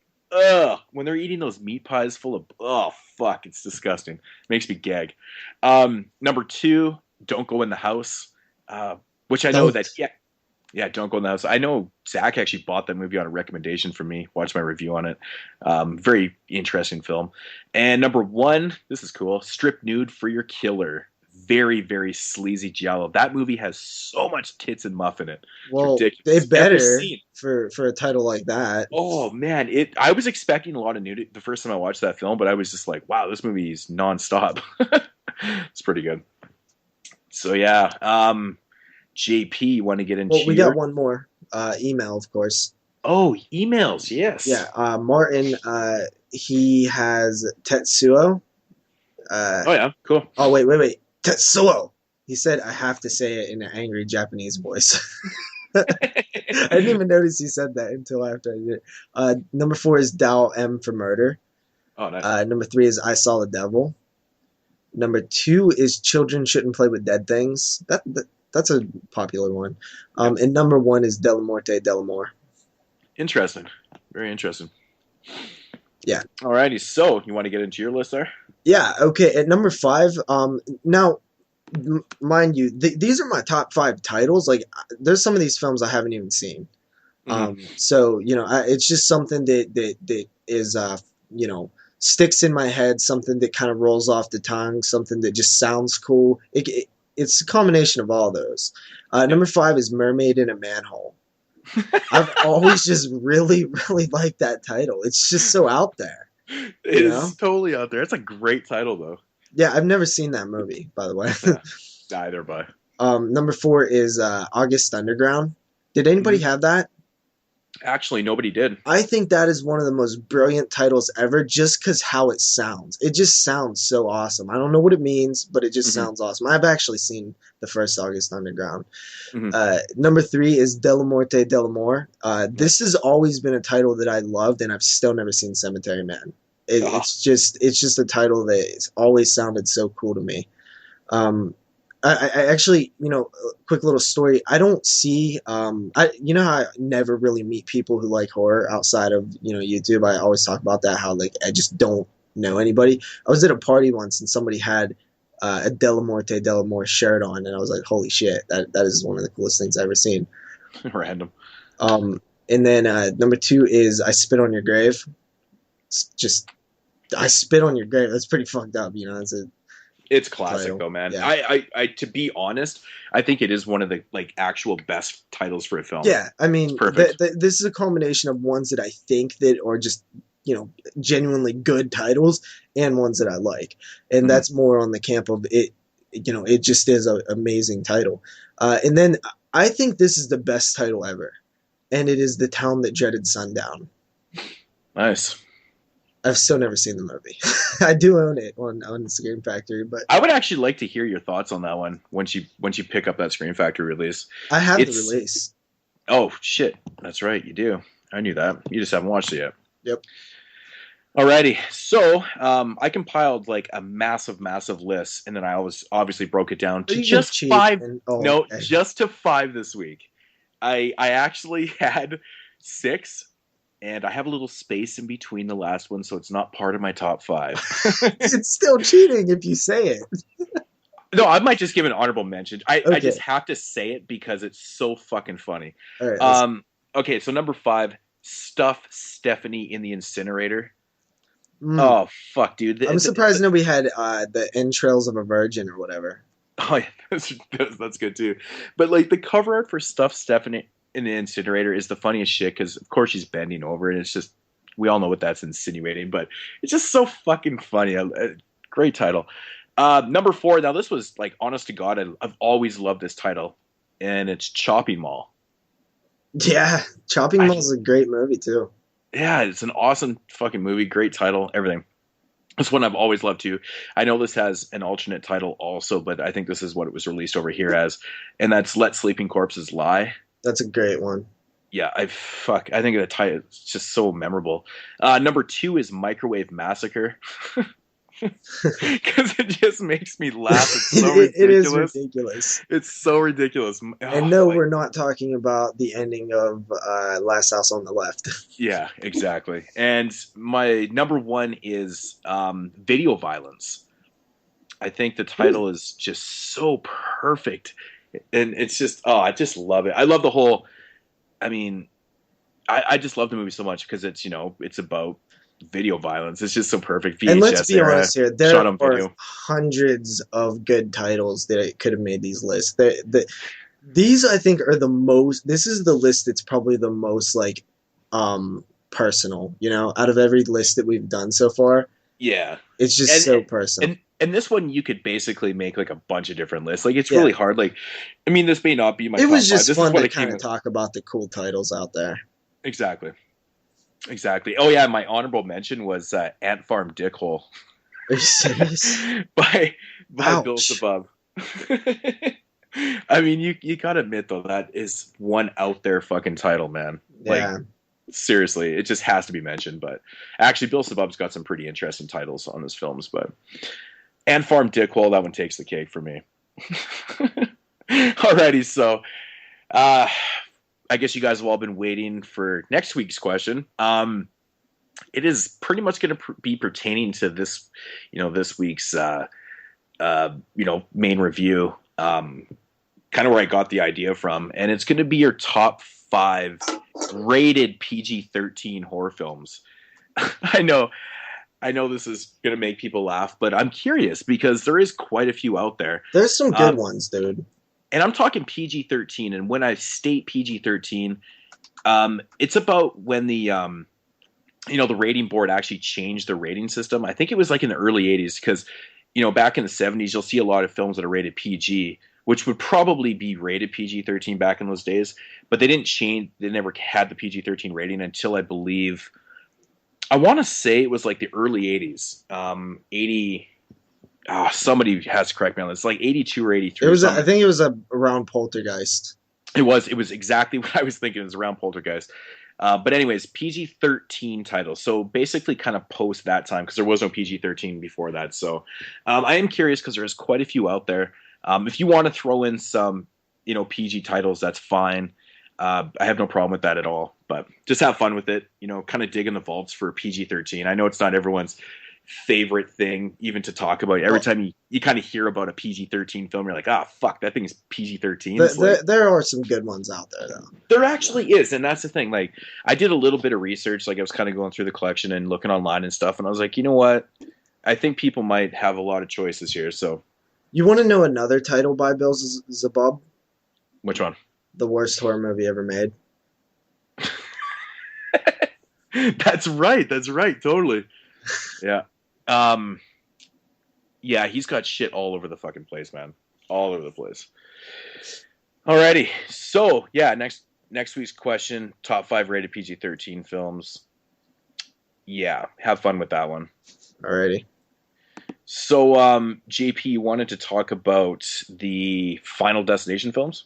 Yeah, so last week, I wanted to bring it up last week, but the show was just like way too long, and we was at like 3 a.m.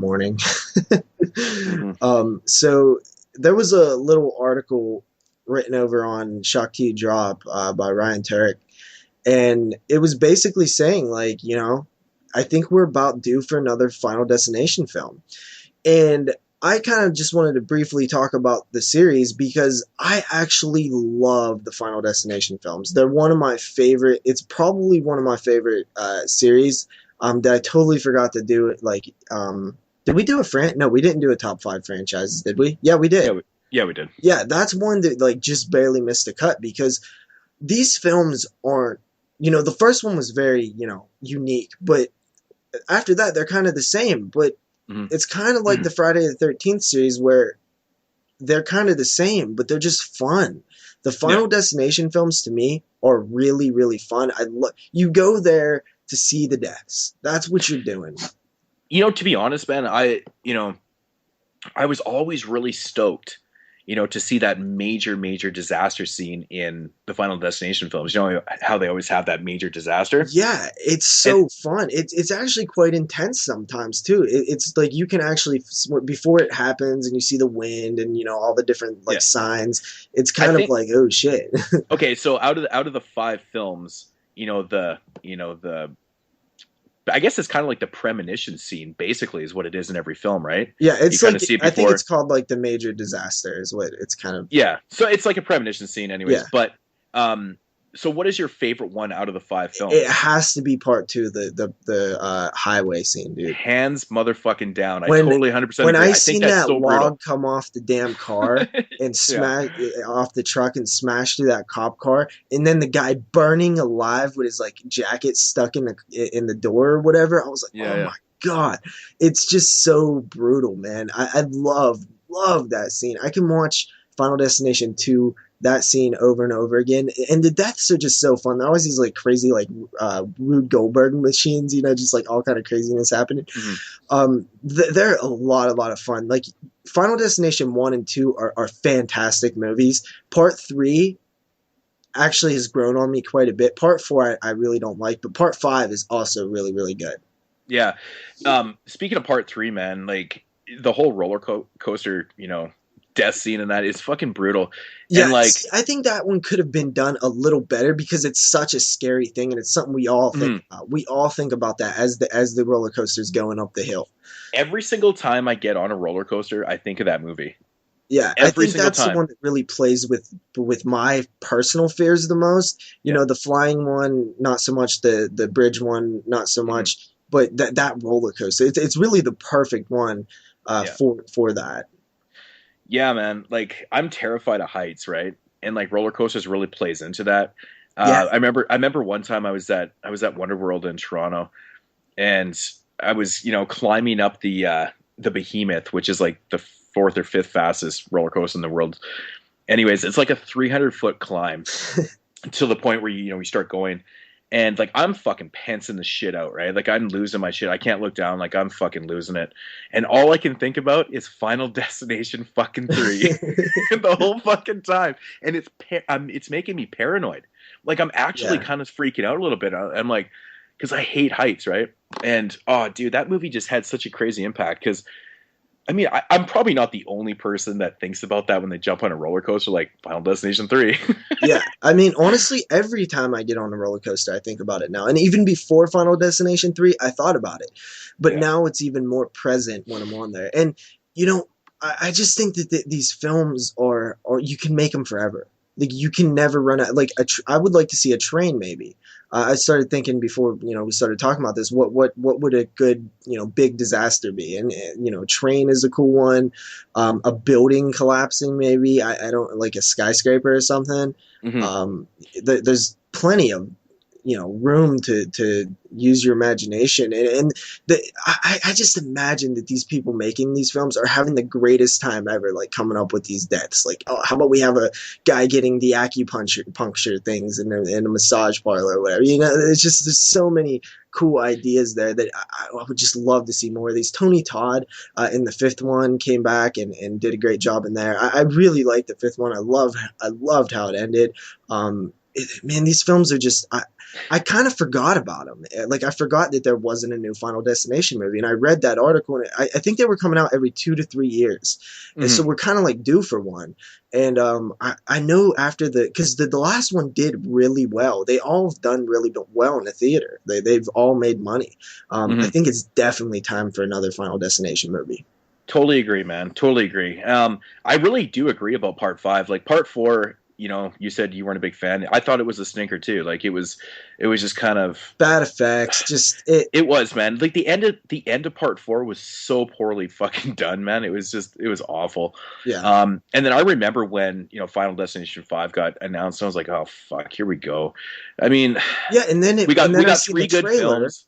I seen the Yeah. trailer and it was like, and it threw a new little twist on it. It's like, all right, now what if the person kills the other person? Then it's a whole nother level Yeah, and of I think it the was game. executed perfectly because they did Mhm. need to change something up, but they didn't change it so drastically that people were like, "Oh, it's not even a Final Destination film."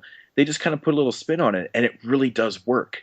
And that's what was so great about the film. I remember finishing up that film for the first time and being like, "Yeah, man, they kind of resurrected that. They It's, really definitely, filled the fucking void they from all part do four." really well at having this eerie feel to them.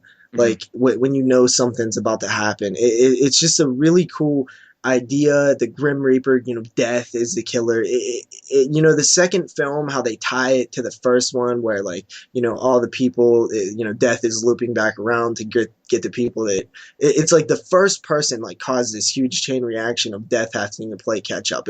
It's such a cool concept, and the first one was really impressive with that. Like it Mhm. was something totally new, and that's why it was so successful. But now they're just fun. They're not so much serious anymore in terms Yeah, of storytelling, yeah, but they're they're definitely fun as nothing. hell. Yeah, it's a great point that you kind of compared it to the Friday the 13th series.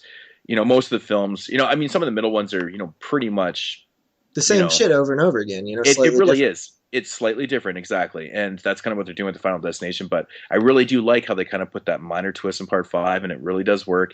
And I'm really curious to see what they do for part six. Like, I mean, honestly, when they announce it, it's going to be like, what's a disaster going to be? Is it going Yeah, to be a train wreck? Is it going to be a building? Is it going to be a construction accident? Is it going to be yeah, fucking? that's a good one. Like You girders and shit. well, the construction one, I thought of this before because there's a lot of shit going on in a construction site with cranes and people. Like you can have a major chain reaction like you would on a Yeah. highway. Mhm. Like a highway scene was perfect. Obviously, that was probably the And easiest one they could ever come honestly, up with, but but the most honestly, effective. the highway one doesn't even seem what I would go to next. Like I would have Hmm. thought maybe roller coaster, or the Hmm. highway scene was kind of I wasn't it's not I don't think it's the obvious one, and I like that about it. Yeah, but yeah, I always thought the one. I think it's in part two, if I'm not mistaken. Sometimes the deaths Hmm. kind of mold together from the films, but I think it's a part two, the one where the young boy he dies underneath the pane of glass. Yeah, Is that's that part two. okay? And Fuck, then dude, that death I always disturbed me, man. I was like, damn, that's a shitty way to die. yeah, You're just minding your own business, all of a sudden this fucking pane of glass takes you out. You're like, that's not cool. and then you have the guy who's in his apartment, and everything just keeps going wrong. He gets his hand stuck in the thing. The microwave catches fire. Man, these films are just. I totally forgot that there hasn't been any word on a Final Destination 6. I do think they did, announce one right after the fifth one, and I don't know what happened to it. I would love to see another one. Yeah, I swear that they announced that possibly there was gonna. I don't know. I can't even remember. It's been a while. Like Final Destination 5 came out what 3 years ago now. I think 2011. So in years. So basically 3 years ago. Well, that's kind of disheartening though, because if they haven't actually officially announced Part 6, who knows when it's actually going to come out? But I don't know. Yeah, and these films are, or if you are going to make a 3D film, these are the kind of films you probably want to go with. You know, I know two of them were in 3D. I wouldn't mind seeing another one in 3D. I know you don't like 3D, but they're fun, man. I don't know what else to say besides I love these films. I want to see another one. I forgot how much I love them, and I own all five of them, and I'll probably do a little marathon sooner or later because I want to watch them again. It's funny. It's definitely a franchise that I don't really revisit a whole lot. But talking about it right now is like I really do enjoy the films. Did it kind of open your eyes, like how much you actually like them? Because at first I didn't realize how much I liked them. Mm-hmm. Yeah, I think so. I think, to be honest, like, I mean, they're mainstream horror films, but they're fun. And I think that's what it comes down to. They're enjoyable to watch, and they're just whatever. Yeah. It's I could totally. I just actually want to see that glass death right now. It's so brutal. Yeah, but I don't know. Let's get the ball rolling on Part 6, though. Come on, let's get that shit going. Alrighty, so continuing along here with Moodz Swingz. So I guess you wanted me to talk about how I constructed my top 30 list. Yeah, because we was talking a little bit about lists, and you know that I've been struggling for a long time with my top 100. It's taking a bit more shape, but I keep worrying that I'm forgetting films that I don't own, because it's easy to do that if you don't own them. And I'm trying to really take my time and make sure, because when I do this list, when I do this video, I don't want to be like, holy shit, how did I forget about that film? Mm-hmm. Yeah, so basically what I did with my top 30 list is I just kind of threw everything out the window, and I simplified it as easy as I could possibly do it for myself. And what I mean by that is I basically just kind of thought of the films that are quite literally my favorite films. It didn't matter. It was basically the films that I go to the absolute much, like my all-time favorite films, and that's all I did. I didn't worry about, sequels or, where they came from or any other reasons. It was literally the films that I watched the most and that mean the most to me. That was basically what it was. Okay, so now what I'm doing is, at first I was kind of like, oh, well, I already have a Nightmare on Elm Street film here, so maybe I should space them apart. But I finally got it through my head, like, no, I'm not going to do that. I'm truly going to rank them how I like them, no matter if it should look this way on a typical list. It doesn't matter. I just want to put them how they are as my favorites. But also, I'm not necessarily doing it in the terms of like which ones I revisit the most, because there's certain films on there that I've only seen one time, but that experience is one of my favorite experiences. So therefore, it makes the film one of my favorite films. Yeah. Yeah, I mean, there's so many different ways of doing it. It's so. I basically did it, on the films that I just love so much. I mean, that's the reason why Killer Clowns from Outer Space made it into my list, and I think it surprised a lot of people. But when I really thought about my, how I was going to do this, I didn't want any certain type of structure. Like, if I liked, say 4 Nightmare on Elm Street films that much, they would have been in my top 30. Yeah, and that's how I want to do it, because when I was first doing it, I was seeing a lot of Friday the 13th sequels, and I'm like, well, maybe this is too much and stuff. But then I was like, you know what? No, I'm just going to do it this way, because those truly are the way I would rank them. And when I finally get my list done, it's going to definitely echo a lot of the films that I grew up with, and a lot of them are sequels. They're the ones that I gravitated to the most growing up. Totally. Yeah, and I just. Would you ever think about expanding that list? Maybe doing the next 30 or whatever? I actually already thought of that, to be honest. Yeah, and that's what I wanted to start with. I wanted to, make a smaller list because I thought it was going to be a little easier to do. I know that does sound weird, but if you start, like for me, if I started with 100, I know I would have had to basically cut out 200 or 300 films.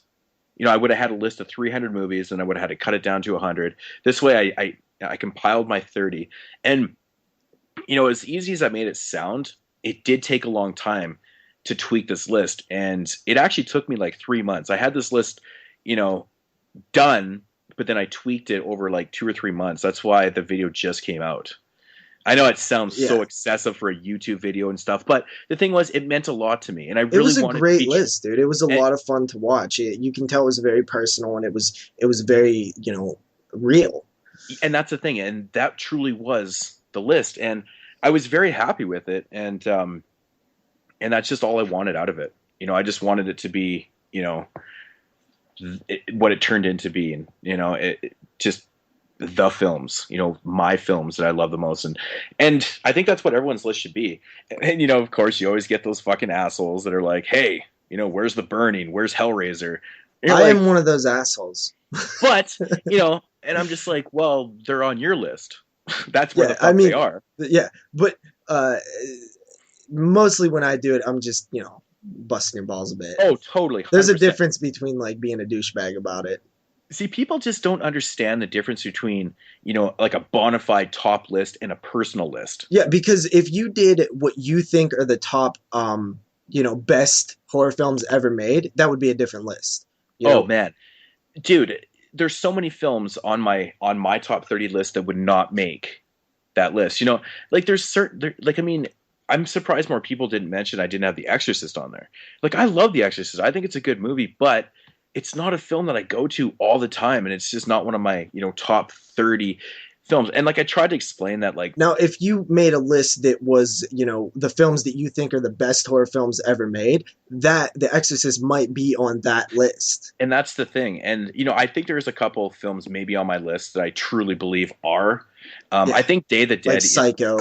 I think Psycho, and I think Day of the Dead is one of the better ones too. Like, honestly, the way it's executed so perfectly. Yeah.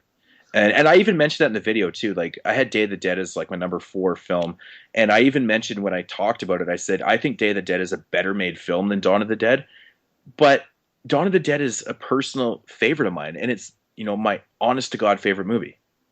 And it has nothing to do based on quality and stuff. Like, there's lots of movies that are better, like more well made than Dawn of the Dead. It's just personal choice. And I think some people cannot come to terms with personal and, bona fide list. I had this idea, really quickly. I had this idea for a long time, but I just don't know how I'd go about executing it. But basically, get the YouTube community's top 100 list. Like, have everybody vote on things, and then have them send in clips and edit into this like amazing video. It'd be so hard to pull off, but I think it would be so awesome to have like the movie community's top 100 list.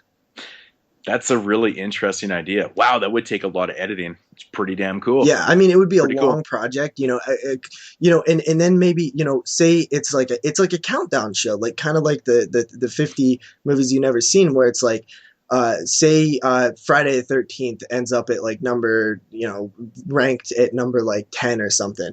Then you have brief clips of all these different people who talked about Friday the 13th, and you edit it to make it a cool little countdown thing. I mean, it would take so long, and it would be so much effort to do that. But I think if somebody could do that, it would be really cool. Wow, that shit could probably make DVD, honestly. That's an outstanding idea. That really is. That's really cool. I like that. Now somebody do it. Yeah. Oh man, you need a lot of time. But I think, if you don't put a time limit on it and stuff, you just kind of go with the flow and just kind of, put it together over time. I think it wouldn't even seem like that much work, to be honest. If you wanted to put it out in like in a month or 2 or something, it might be kind of a stretch, because if it's like a year-long like thing, I mean, you could eventually get it together. I mean, I think that would be really, really cool to see. Voted on by the horror community, the top 100 greatest horror films. Mm-hmm. Mm-hmm.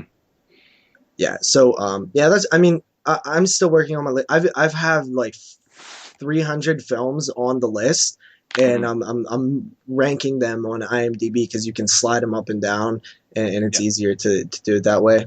Yeah. Yeah. I mean, you brought up, did I consider doing, like the, 31 to 60 next or something like that? Um, yeah, man. Like I said, I think people I would like to thought see of that. that video, man. Yeah, I think I might actually compile it, and I'll really have to.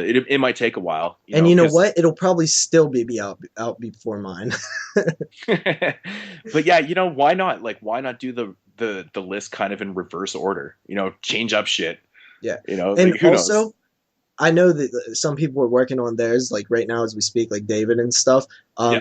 Everybody should be doing this. It's fun. Everybody likes to see other people's opinions on there. You Yeah. get to know more about people too.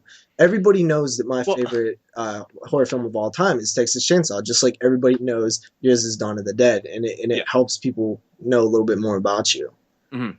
Yeah, and I think it's actually really cool that someone like David, who's not really into making lists at all, it kind of stemmed from, a comment that was made on the Facebook group about how, I think I'd said that I love The Omen, right? Another film that never made my top 30, but um, and then David's like, well, he didn't like The Omen. He's just like, oh, you like The Omen? And I'm like, yeah.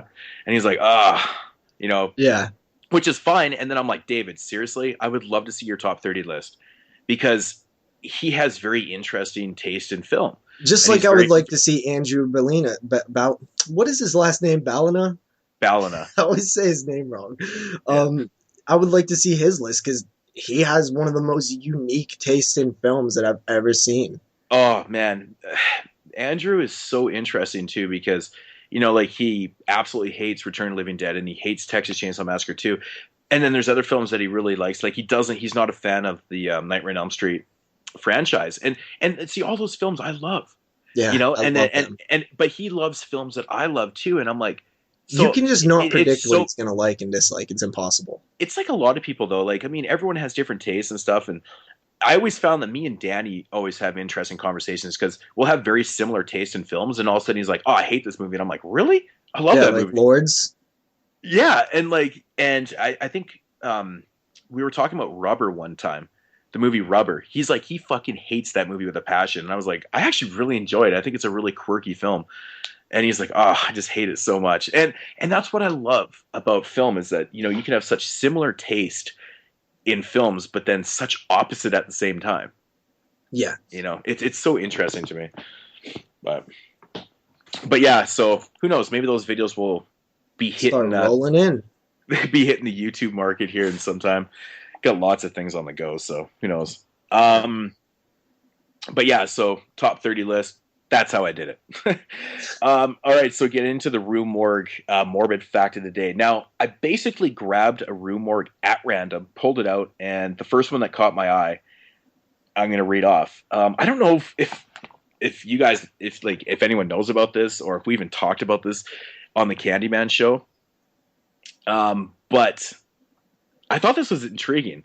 Okay, so during the filming of Candyman 1992, Virginia Madsen was hypnotized so that her pupils would remain dilated. Wow, that's Yeah, that's yeah. So apparently, T was the look the director wanted her character to have when confronted by the titular villain, of course, of Tony Todd.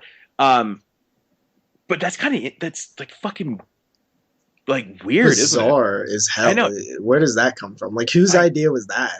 I don't know, man. I thought that was so fucking interesting. I was like, okay, that was literally the first or second one I read on this, this list. I was like, oh, that's perfect, because we've covered Candyman. I'm like, I have to read this out. And I think there's also something to be said about that. Is sometimes when you hear these things that go on in productions of great movies, it kind of is almost like those little extra things sometimes are the little bit of the extra mile to make these films so great. You always hear these like interesting little stories about what happened in the production of these great films. Just these little extra people going the extra step. Totally. I mean, it's just really like, is that what it's coming to we're just like hypnotizing people now. Hey man, Virginia, you were really great in that movie. She's like, yeah, I don't remember. It's fucking awesome. But yeah, so that's the Rue Morgue morbid fact of the day. So I believe that we do have some viewers' questions that want answered. So do you want to read those off? Yeah. First of all, this isn't so much of a question, just kind of like a comment. This is from Chris M. He said, I got this through email. He said, I listened to your show on The Devil's Eyes. Thanks for that, man. That's awesome. Glad to see, these different areas where our show can be found. People are finding it through. That's cool. Yeah. He said, that the Halloween set sold out through Shout Factory, right? Rich posted it on the site. Now the question is, will the Anchor Bay 15-disc set that's being put out through Amazon be the same quality as the Shout Factory set?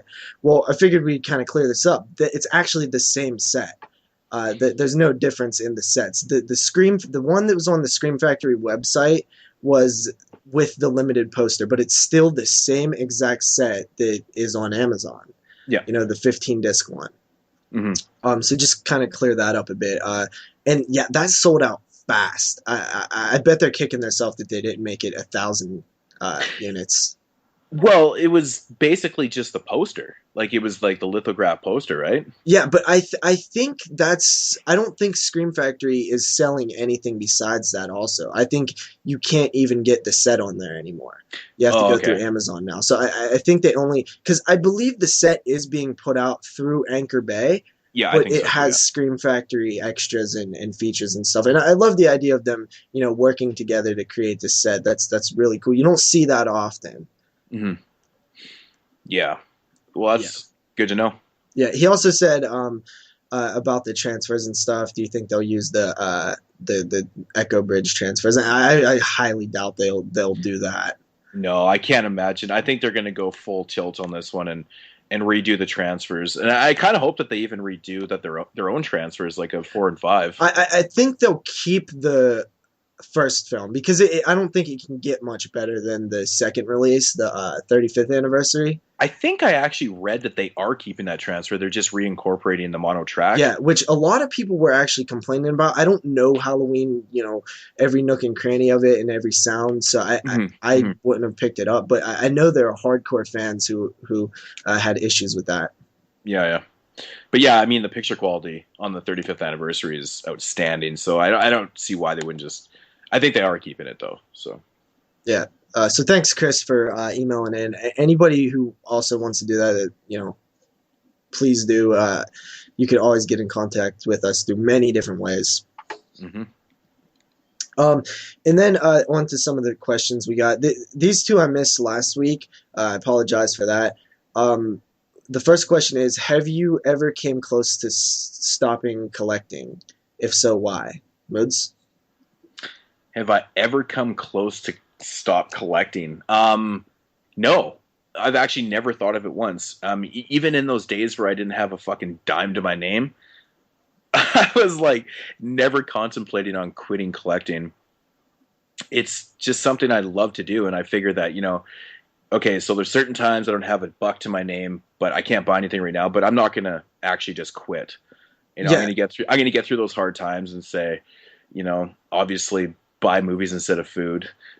No, but you know what I'm saying? Like, I mean, no, I never actually considered it once. And now I got a follow-up question that I'm asking. Have you ever thought about actually downsizing a bit and getting rid of some of the lesser popular titles in your collection? Because I know your space is getting more limited as the days go on. It does. It honestly does cross my mind for a second, and then I'm like, fuck that. The hoarder in me just won't allow myself to get rid of it. I'm not a reseller, man. I'm not in it to make money at all. And like, I know that's not what a lot of people do. If they're downsizing their collection for space reasons and stuff, that's totally different, right? They're just getting rid of shit and stuff, but it's not even worth it to me. I'm just going to deal with it and just like, maybe just build another room or something. You're just going to buy a second house to hold his DVDs. Yeah, but it does cross my mind sometimes because, obviously I'll have these like massive hauls of DVDs and there's always a bunch of stinkers in there, right? And they sit in the collection. It's like, I know I'm never going to watch that shit again, but it is actually kind of fun to, pull that title out sometimes and go, man, that movie really is a piece of shit. I don't know. Yeah. I get weird enjoyment out of that. It's kind of funny. And I don't know. Now, what about like getting rid of some of the multiple editions? No. I'm not like it.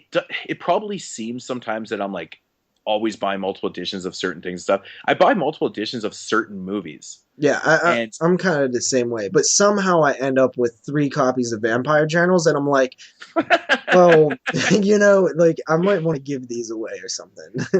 Yes, that's funny. That's funny. I don't have a lot of copies of films that I really don't want. I mean, I have like a lot of copies of movies like Dawn of the Dead and The Beyond and Zombie and films like that, and like I like those editions. And Maniac, I think I have like a dozen copies of that or something. But I don't go out of my way all the time to pick up multiple shit. Like the Halloween franchise is one franchise that just seems like they put out so many editions of all the films, and I just kind of by chance pick them up. I don't go out of my way to do it though. Yeah. I just end up except with for this lot of set. Yeah, I mean, I'm gonna pick that up, and there's certain editions of Halloween and stuff. Like, honestly, I have a really, really not like as big as Andrew's collection of Halloween and stuff, but for somebody that's not an avid collector of all the editions of Halloween, I have a lot. Like every movie, I have multiple copies of, which is insane. Yeah, I mean, to have 2 copies of Resurrection is just fucking mind blowing, and I'm gonna have 3 once the fucking box set comes out, and so that's basically my equivalent of vampire journals.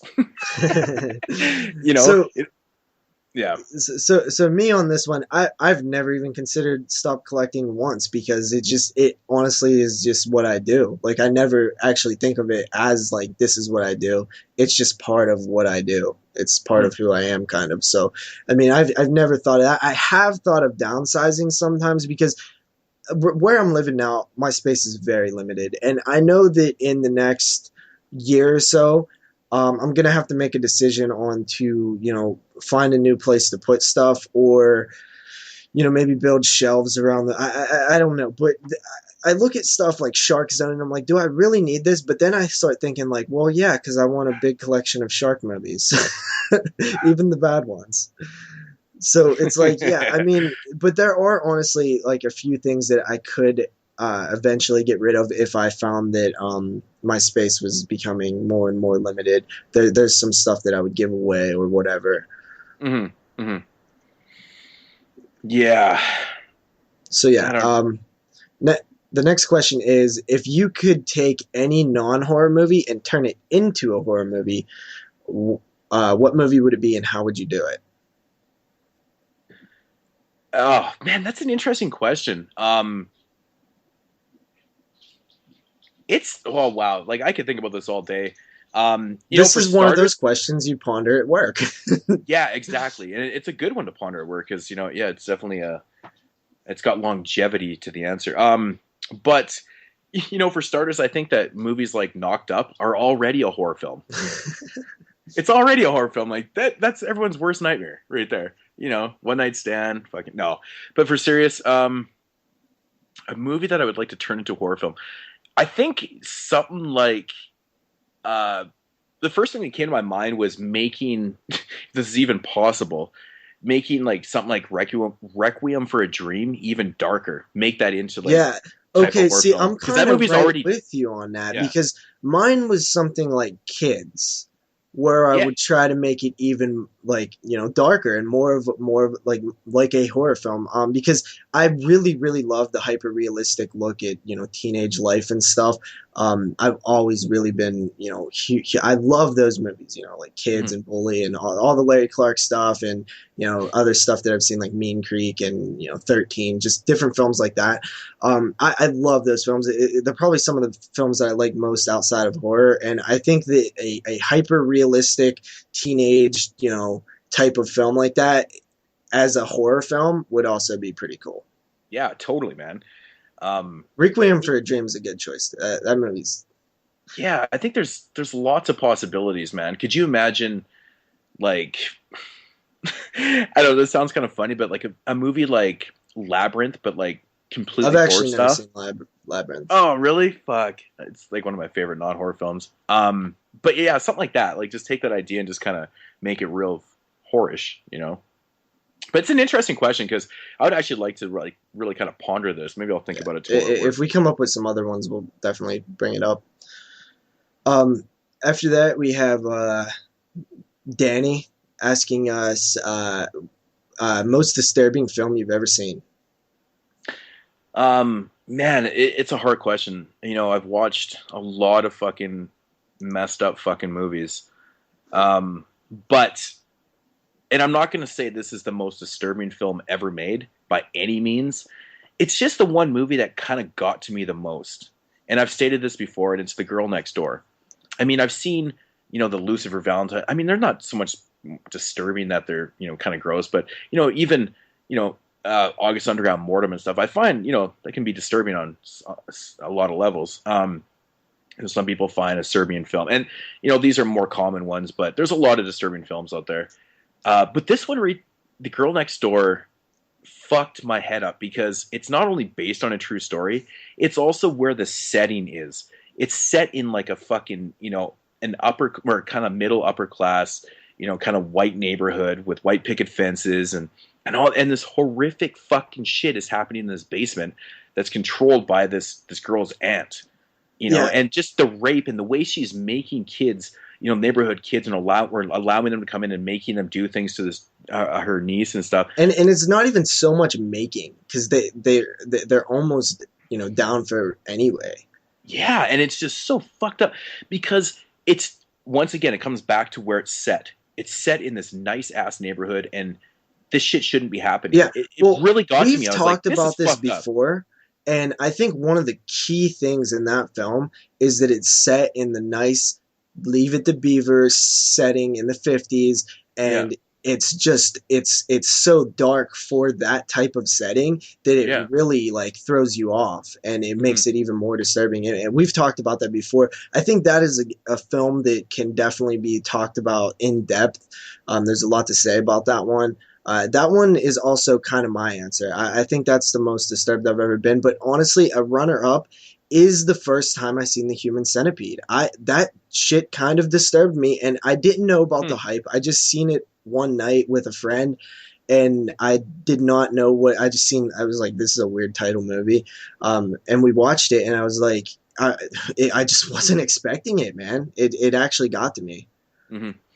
Yeah, I mean, it's an interesting question to answer because there's so many different levels you can explain your answer on. I mean, there's more disturbing films, I think, than The Girl Next Door that I've even seen, I think. But I think this is the one that affected me the most. And that's the way I like to answer things. I like to answer things based on, you know, kind of personal issues. And, like, dude, that movie, even thinking about it kind of makes me nauseous. It's a movie that I have a hard time. When I see it in my collection, I'm like, you know, I am probably going to watch that again someday. But, like, I just don't want to watch it again. Yeah, it's like the weirdest thing. And that's exactly how I base why I base my answer on that. And I don't know, man. Like, I mean, I've seen fucked up shit, man. Really crazy fucked up shit. Like, I think Mortem's insane. Like, oh man, Mortem's nuts. August Underground was pretty disturbing also. Yeah, and but like, I don't know, man. It's just something about this movie that really fucking. I'm with you. Yeah.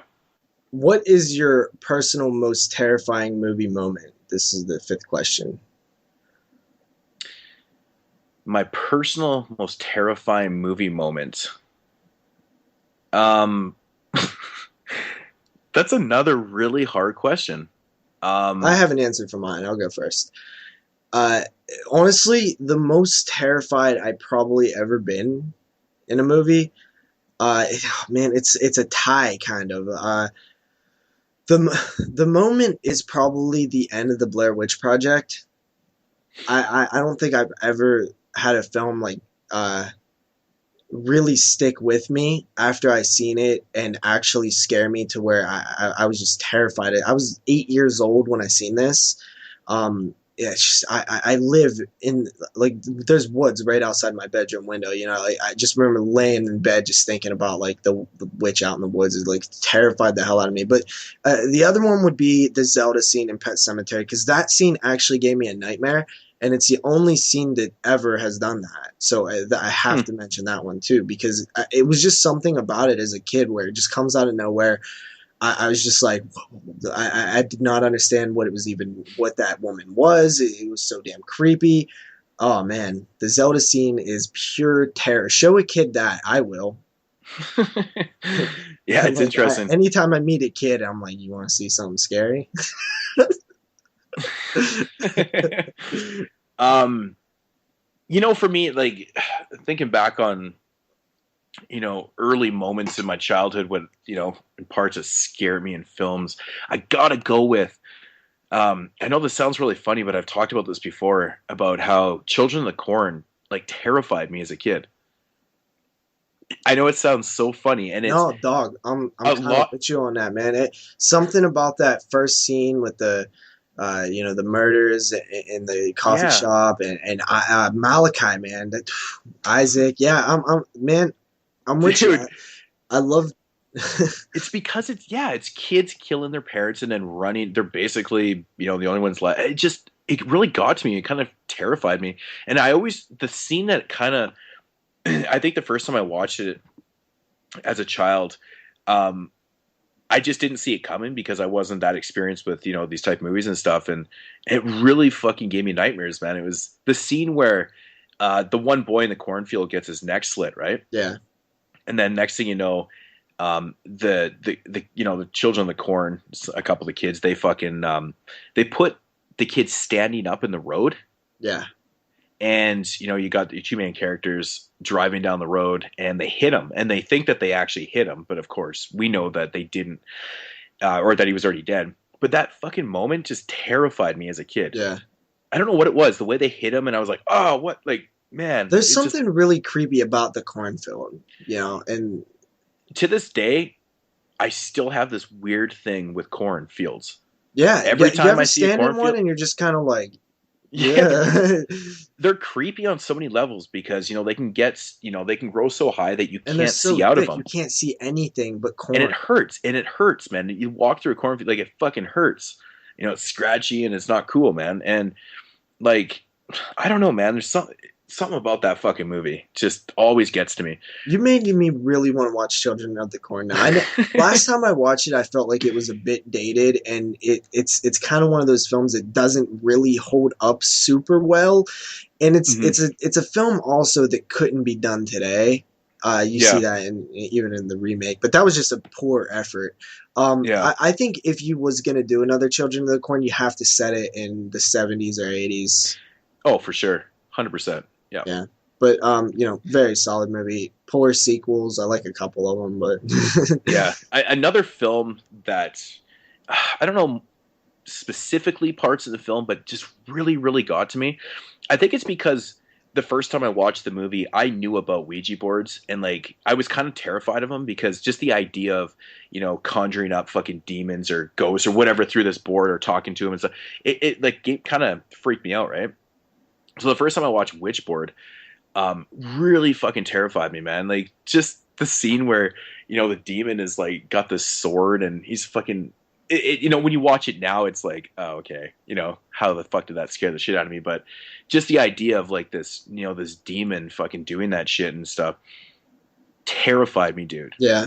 Terrified me. Like as a kid, I hated when people would bring out Ouija boards. When I remember one time I was about 13 years old and I was at my my girlfriend's. No, we were in grade 7. I was 12 years old, and she had a Ouija board and I didn't know, and she brought it out and I was like, no, I don't want to fucking play that shit, right? And then I just started having like these flashbacks to watching Witchboard. I'm like, nah, man, fucking no, bad things happen, man. Like it kind of got to me, and I was like, but those moments always stick with me, and it's kind of cool. Yeah. Witchboard and Children of the Corn are the two movies I always remember kind of freaking me out. Yeah, So and really quickly, another like one that creeped me out that is just it's a weird moment. Is the opening to Tales from the Crypt, man. Used to terrify the hell out of me as a kid, man. It would just like freak me the hell out. But I it's loved so it. weird. Yeah, it's so weird. You know what? I would actually like to hear some people's moments that have scared them. Yeah, definitely. Write a comment. Write a comment down because it's an interesting conversation because a lot of us are all different ages and stuff, so certain things at certain times affected us Yeah, like differently and Blair stuff, Witch. right? Like Blair Witch is not going to do that to you. No, and that's the thing. I remember watching Blair Witch in the project, Blair Witch He in the was watching theater Blair Witch in the Hood. in the projects. Yeah. No, I watched it in the theater, and you know, it was a pretty unique experience actually. You know, watching like a found footage film in the theater was different and stuff. But you know, I was also 19 when it came out, right? So I was kind of past that point where this movie probably is not going to terrify me. Yeah. You know, so it was just a little different, but Yeah. you know. After that, Zach, of course, asks us who wins in a straight up butchering knife fight, the Stepfather or Norman Bates? You know, if I'm actually realistically looking at it, I think the Stepfather wins. Yeah, to be honest, my first thought was the Stepfather too, just for the simple fact that Norman Bates is kind of reserved. He's a little shy. I think the Stepfather would just. I mean, he's a mean motherfucker. Yeah, like the scene in the basement with the, yeah. Mm-hmm. He has a lot of experience, man. He's killed multiple families. Yeah. And I think that he's a little more experienced, and I think he's a little quicker. And let's face it, Norman Bates is a mama's boy. Exactly. Yeah. Stepfather is not reserved. He's ready to kick your fucking ass. And I think that I don't think Norman has a chance on this one. Yeah. Maybe if he's Mother, maybe he puts up more of a fight. But if he's just straight up Norman Bates, I mean, you don't stand a chance. After that, Adrian asks us, most disturbing film you have in your collection, or what film do you have in your collection that you're unsure about watching because it's gross / disturbing? I think this one is, once again, the Girl Next Door, probably. Yeah, I'm like I said, because even that one I'm unsure about rewatching, because it's kind of just it's a downer of a film, man. You get in it. You can, if you're depressed and you watch that, you might kill yourself. Yeah, totally. I mean, to be honest, like the Girl Next Door. Yeah, I mean, that's Jack a film Kevorkian could just show the Girl Next Door to his patients. Yeah, I gotta say, like I said before, I said when I see it in the collection, I look at it and I pass by. Actually, we was gonna watch it on an episode of the Burial Grounds. We had an episode titled "Are They Disturbing?" And it was gonna be like we was gonna watch like 4 films that are considered, quote unquote, disturbing, and we was gonna debate if they were or weren't. And I'm kind of glad we didn't do that because I might have killed myself after that week. For films that I have in my collection that I haven't gotten around to watching, this is really easy to, or that I just haven't watched for various reasons. But Faces of Death. It's a Traces of Death series, the box set. That box set shot up so fast, so high again. Yeah, and the thing is, like, real death films and stuff are not really my cup of tea. Like, to be honest, like they're not like either. They don't like overly disturb me. I mean, death. I mean, whatever. It's caught on film. Blah blah blah. There's something interesting about it, but at the same time, I think it's watching like 90 minutes of it though that kind of gets me a little bit. It's like I'll look at a clip and I'll be like, wow, and but there's some. You're right. You definitely hit that on the head because it's something about watching a long period of that where it's just too much. Exactly. Like I can handle it in small doses for sure, but Steve asks me all the time. He's like, yo, man, have you been watching those films yet? I'm like, dude, I still haven't gotten around to it because he's been randomly posting, reviews of the series, and I keep telling him the same thing. I'm gonna get to him, eventually, and I just don't. Because I mean, it's not that that's freaking me out. It's just like those are the type of films that you have to be in a certain mood to watch. Yeah, for sure, definitely. And that's really what the answer is. It's the Traces of Death box set for sure. Alrighty. And finally, Zach asks, favorite killer animal movie? Oh, that's a tough one. Favorite killer animal film? When I hear favorite killer animal film, I really try to single out shark films. Yeah, Jaws is honestly the answer for me. Yeah, see, like I always think of like shark films as shark films. You know, I of Yeah, course I know they're they're animal fucking whatever yeah. type horror films and stuff, but I always kind of I always try to put sharks in a category of their own just to make Yeah, things a like little easier. aquatic horror, aquatic killer animals. There's a lot of Um, different ways to answer this, and yeah, I kind of looked at the question and I was like, you know what? I thought of a bunch right off the top of my head, like Day of the Animals. I think Day of the Animals is so brilliant. that's one I really got to grab. I love Alligator from 1980, Yeah, man. see, Alligator's been so long since I've seen that. I like really, really cheesy fucking. I kind of mix this up a lot here. Rats, the Italian Rats. film Rats. Fuck. I like killer rat movies. Yeah. I like a lot of killer animal movies. Mhm. I just there's something about them, man. They're just cool to me. Yeah, the Rats, man. It's Italian cheese, but it's fun and I love it, man. Actually, the very first film I thought of when I read the question was Piranha, because I remember watching Piranha over and over and over again as a kid and just loving it. Like it kind of it gets you thinking when you go in the water. Like I'll go into like some freshwater lake or whatever, and I'm like, oh, of course there's no fucking piranhas in there. It's How just about not. some Anaconda? Yeah, like Ice Anaconda. Cube. I haven't watched Anaconda in so long. It's been forever. Yeah. A couple other ones that I just right off the dome was Prophecy, Squirm. Yeah, honestly, Prophecy's a damn good one, even though it's like not a like real animal. Yeah, exactly. Exactly. And then, but like the chart topper. Slugs. Yeah, the chart topper for me is Long Weekend. That's I another just one did, I need. I just did this on the Australian theme week, and it's such a brilliant film. And to my surprise, it's the least watched review out of all of mine on that week, and it's by far the best film. And it just kind of cracks me up a little bit, but it's brilliant. And if you guys haven't seen Long Weekend out there, check it out, man. It's such a great film. I mean, that review could have went on for a half an hour. It's a film that you could talk about forever. There's lots of shit going on. So, killer animals though, fuck, dude, there's so many. There's so many. Yeah. Lots of snake ones. I didn't list any snake films, but lots of good ones. I guess Anaconda, you mentioned it, but yeah. Alrighty. That wraps it up for the questions. That is done for the questions. Alrighty. So, what are we moving on to here? Are we going to What we watched, I think. What we watched? Yeah, I think we are done Moodz Swingz. That is definitely it for Moodz Swingz. All right, so we will get into the what we watched segment of the show. JP, do you have a film that you watched this week? Yes, I do. I'm going to start things off with Patrick from the year 1978. This one follows a nurse as she gets a job at a private hospital where she takes care of a comatose patient named Patrick, who we learn in the beginning of the film murdered his mother, I believe, and her lover. As she is taking care of him, shaving his face, flipping his body over, changing his sheets, you got to take care of those comatose people. They can't do anything themselves. So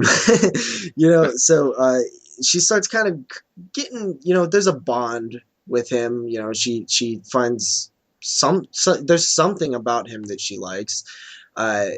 Then she starts kind of communicating with him. It turns out that he has telekinetic powers. This is, of course, 2 years removed from Carrie. And I know that in the 70s there was like a huge amount of like copycat Carrie films, or at least, kind of the same story. Carrie was a huge hit. Pretty much, people start getting hurt or dying around her. And it's Patrick. She starts communicating with him. And that's pretty much the plot. This one, to me, I really kind of liked it, and I've actually something I'll get to a little later opened my eyes to some of the issues that I initially had with it, because when I did my review on Body Bags, I said that I felt like it was too slow, and I'll still go by that a little bit. That they could have shaved off some minutes here and there. It's a pretty long film. It is actually quite long, yeah. But I think that those scenes need to be built, and I'll explain why a little later in the show. But there's a lot of kind of moments that just creep the hell out of me, dude. I think the guy they use for Patrick is one of the weirdest looking people I've ever seen, man. I think he was actually creeps the hell out of me with his unibrow, just staring blankly into space. It creeps the hell out of me. Don't you think that like being cast for a movie like Patrick would be so weird? Yeah, because you don't have no expression. You're literally laying there. You're laying there, not saying a thing, and just staring. Like, man, I mean, all you were there to receive was just eye drops. Like the whole movie, they're just putting eye drops. Is that unibrow real? I don't know. Because it is a damn creepy. Like it's something about that, man. And of course, the nurse, I actually kind of liked her. She was pretty cool, decent character. I feel like, I don't know, I almost wanted something more. It feels like that. It almost seems like there was something missing in this film that I would have liked to see a little more of. You know, maybe, I don't know, maybe the climax kind of was a little, like the third act climax.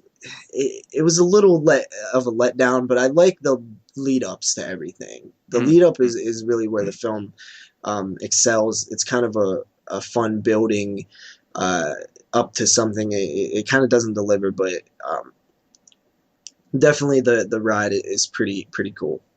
Mm-hmm. Yeah, it's been a while since I watched it, but I really enjoyed the film, though. I think it's pretty good. Yeah, it's kind of an interesting concept. I liked it a lot. I gave it a 7 out of 10. Nice. 7 out of 10. Alrighty, so first film from this week, and man, I had quite the fucking list of films here. Like, I've watched a lot of movies in the last little bit. And so I decided to go with this one because I kind of wanted to talk about, you know, certain aspects of the release and stuff too. But from 1981, a film that I previously reviewed on my 81 series, and it's called Final Exam. Of course, released recently by Scream Factory. And, you know, it's interesting because, you know, once I reviewed this movie, and then, you know, watching the movie again, I noticed some things in the film that I don't know that I don't think I mentioned in my previous review and stuff. But anyways, basically Final Exam is, it's set in a university. You know, it's exam week, obviously. And, you know, it's just a bunch of students. It follows like a bunch of different characters, and, you know, they're writing their final exams, getting ready to go home and stuff. And, there's this really cool scene in the beginning of the film where, which you could probably not even do nowadays because it's like totally not cool. But there's this scene in the film where they basically, it's a diversion scene is what it is. What happens is this van pulls up. They basically have automatic weapons. They start shooting up a whole pile of students on the campus. And people are like witnessing this. It's basically a prank, but it's also a diversion at the same time. So they start shooting up all these school people. Shootings are a little touchy now. Exactly, right? So this is, you know, at a time when it probably wasn't as prevalent as it is now. But anyway, so they start shooting up all these people. And of course, like all the goons that are inside this van, they start collecting up the bodies and they clean up the whole crime scene. And there's nothing left. And there's this one character who's like a really dorky kind of, you know, nerdy dude. He calls in the police and whatnot. But basically the whole point of them, you know, doing this prank was to cause a diversion for a couple of the guys that were writing their exam. So when it caused a diversion, they switched the tests and they, you know, so they could pass their fucking tests and shit, right? So anyways, that was kind of the whole point of it. But, you know, soon after, people started getting picked off like at random, you know, basically randomly by this killer. He starts killing people on this campus. So it's like a, you know, it's a university campus slasher film. And that's like what's going on in the entire film.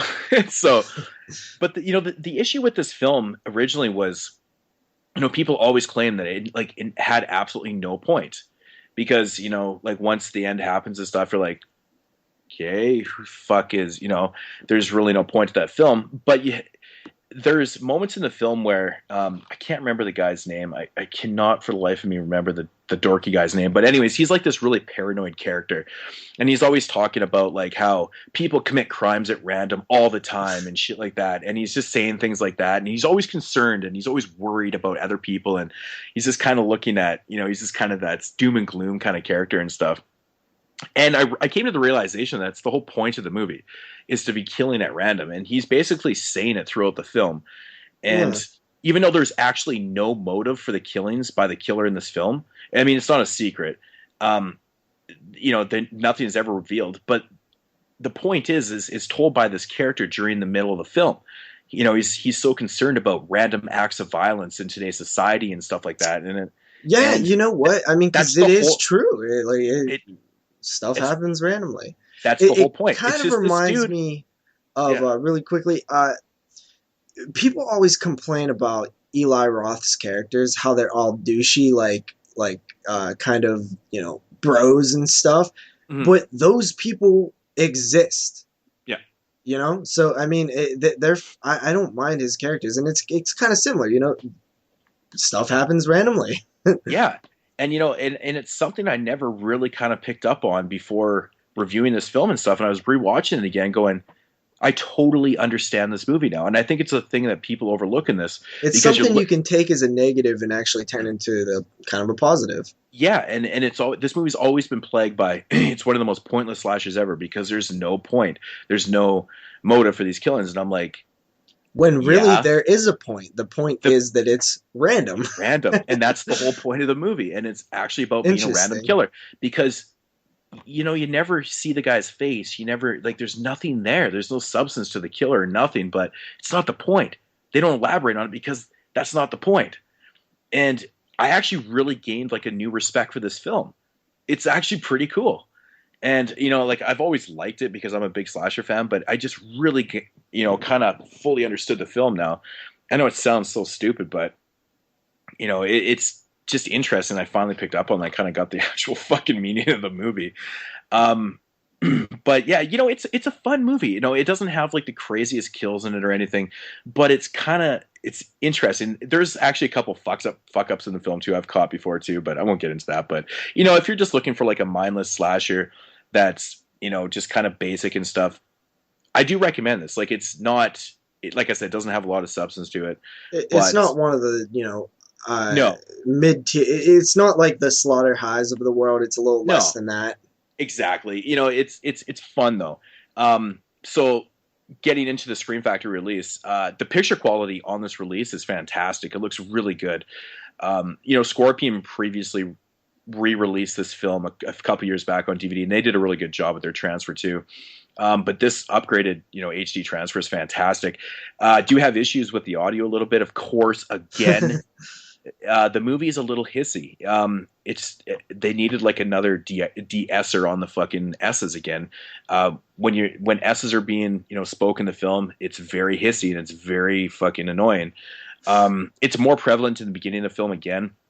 Probably has something to do with the original audio track, like they said with body bags and stuff too. But this one isn't as bad. It doesn't glitch a lot. It's not that blippy in the film, but it is kind of noticeable for somebody, especially for somebody like me. But I'm sure other people have noticed it. But otherwise, it's a pretty good transfer, and they did a pretty good job. It's not a ton of features on this one, but it's definitely worth picking up, man. If you like, slasher films, especially from 1981. So, Final Exam. I'm not 100% sure. I probably should have went back and checked my rating when I rated this film before, because it's probably going to be completely different. But rewatching it, whatever. I'm entitled to have a new rating, right? Yeah, right. I do all the time. I'm going to give it a 7.5 because really? I think it's very, very subtle in the meaning of the film, and I like that. I really gained a new respect for it. And I think it's pretty damn cool. All right. So, Final Exam from Scream Factory. Check it out. All right, next up, continuing on with my little telekinesis kick, I watched Carrie from the year 2013. I decided to check out the remake. It was in somebody in the house rented it out at Redbox, and I decided to, might as well pop it in. So I don't know. I guess the plot is there's a very exactly like the original film. There's a shy, outcast girl in a school who is sheltered by her deeply, and I mean deeply, religious mother. uh, who gets picked on at school, and it's a story of revenge. Um, and she also happens to have telekinetic powers. So the remake of Carrie, when we talked earlier about like the pointless kind of remakes, this is one because they don't change anything. They don't take the idea and put a new spin on it. They literally are updating it to modern uh, kids, modern audiences.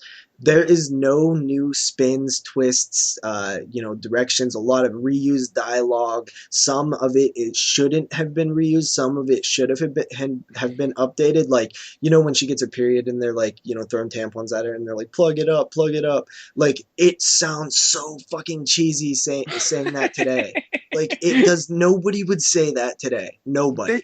What? They even use like the same lingo from back in the day? That's ridiculous. Yeah, that's one of the lines that I was like, all right, you definitely needed to update that to something else. Of course, one of the girls is recording it with her cell phone, so it's like it's updated, but they're still saying this cheesy ass lines like "plug it up."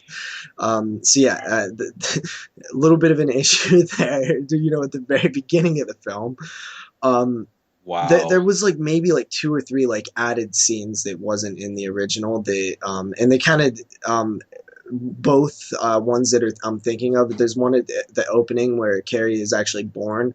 That one was unneeded, and then there's one at the end that I thought was completely unneeded. I didn't like how the film ended at all. That a lot of the scene with the I don't want to spoil that.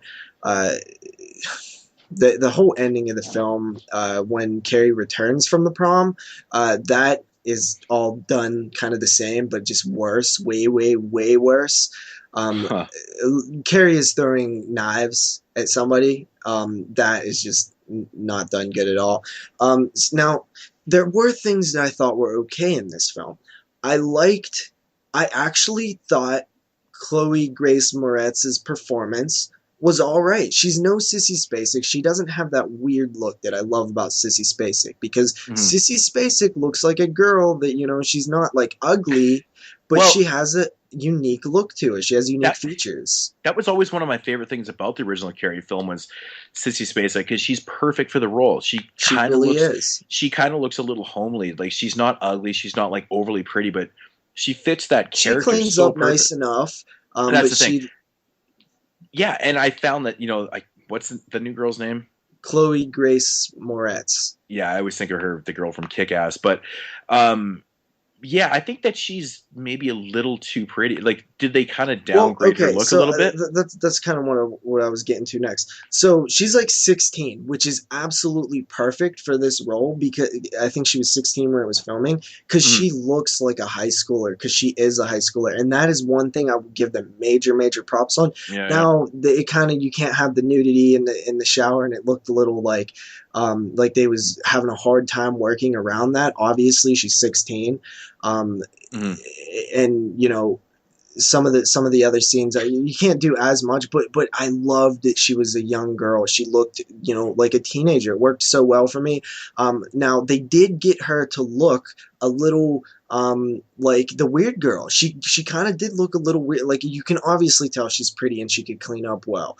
But they did some stuff with her hair that made it look a little, unkept. And I thought it was definitely acceptable. Now her performance I thought was good at the times when she was that poor girl who's like, why do they pick on me and stuff. It actually, I felt it. I felt it at times where I'm like, man, why you gotta fuck with little Chloe Grace Moretz and stuff? You little mean bitches. But then when she was in full blown Carrie mode post blood scene, not good at all. I thought it was actually pretty bad, and it was kind of sad to watch. And there's a lot of things that I have to say about this one. It was way too polished, way, way, way damn too polished. Everything looked, it didn't feel like a real high school. The showers didn't feel like a real shower, shower room. Just way, way, way, way too polished. Overall, my main assessment of Carrie is, there's some interesting cool things there, like Chloe's performance at times, and that's kind of it. uh, Overall, it was completely unnecessary because they didn't change anything. It wasn't a Rob Zombie Halloween type thing where he takes ideas and creates a new mythos and surrounding the character. It was literally recycled scenes. Hmm. All the characters felt fake. Like the boyfriend of the one that John Travolta played in the original Carrie. That's Yeah. John Travolta, right? Yeah. Yeah. That guy, terrible. He's like an updated version, but it's like a exaggerated version that I didn't like at all. The gym teacher, the one that's nice to Carrie, she was great. I really liked her in this film. A lot of comparing these two films because they're the same film. It's not Hmm. one of those things where you have to disconnect because it's the same film.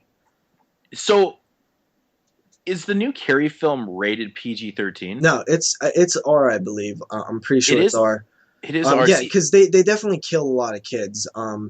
But Okay. it's not. I just thought that the telekinetic end scene, post blood, it was just a bit over the top. It didn't. It Mhm. felt way too polished. It didn't feel like as like brutal as the original Carrie. And the Yeah. blood scene, total failure. Not even close. Not even does not even hold the slightest bit of a candle to the original Carrie. Yeah. And It's it's sad. just that so many times in Carrie was Mm. I thinking of the original, like, oh my God, it was done so much better. I love the original Carrie. It's one of my favorite films. And Yeah. this one was overall just, it's a copy and paste, but, obviously done poor. But Mhm. it was entertaining enough to where I didn't hate it. And I give it a 6 out of 10 for that. I really like Chloe Moretz. I'd love to see her in more horror films. I think she brought it. She really tried. And what she was working with, I think she did an okay job. Mhm. Yeah, I think that's so interesting, the way that they use Chloe, and she's actually 16 years old. I think that's interesting because I think when Sissy Spacek played the role of Carrie, she, I believe, was like 26 or something Yeah, in really. that role. Like, she was quite a bit They were older. all Like, pretty old looking, John oh, Travolta, totally. shit, To- William Cat. but I mean, Sissy Spacek didn't look her age though. She did look a little younger than Yeah, like yeah. 26 or whatever. She was like the youngest looking one there. But that's kind of unfortunate that they used somebody that was obviously underage, and they couldn't have that shower scene and make it really effective. I think the Yeah, nudity was very effective in the film, but that's I just think the scenes with Carrie, actually, with Chloe actually like being the sad girl who just wants to be liked so much. Not even so much liked, where she just wants to get by without people, harassing her. Like I think those scenes truly are effective, and that's why I had to give it some points for that because I mhm. was feeling for her at times. Which Yeah, is yeah. exactly what Carrie is. Like you feel for Sissy Spacek's character, Oh, like it's just fucked up, man. big So time. yeah, Carrie. I mean, I had a lot to say about that one, but you know, I like the original Carrie, and this one kind of had a lot of things wrong with it. Some few Hmm. things right with it, but yeah, go ahead. Did you rate that one?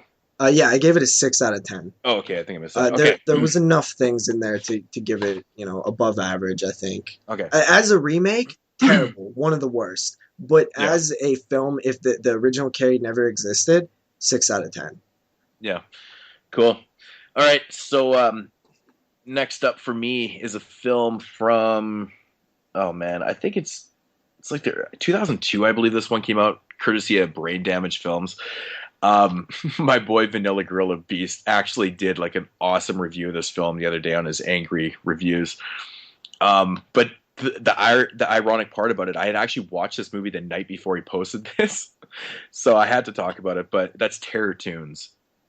I actually own this. I never Oh, watched it. I own it in a big box set.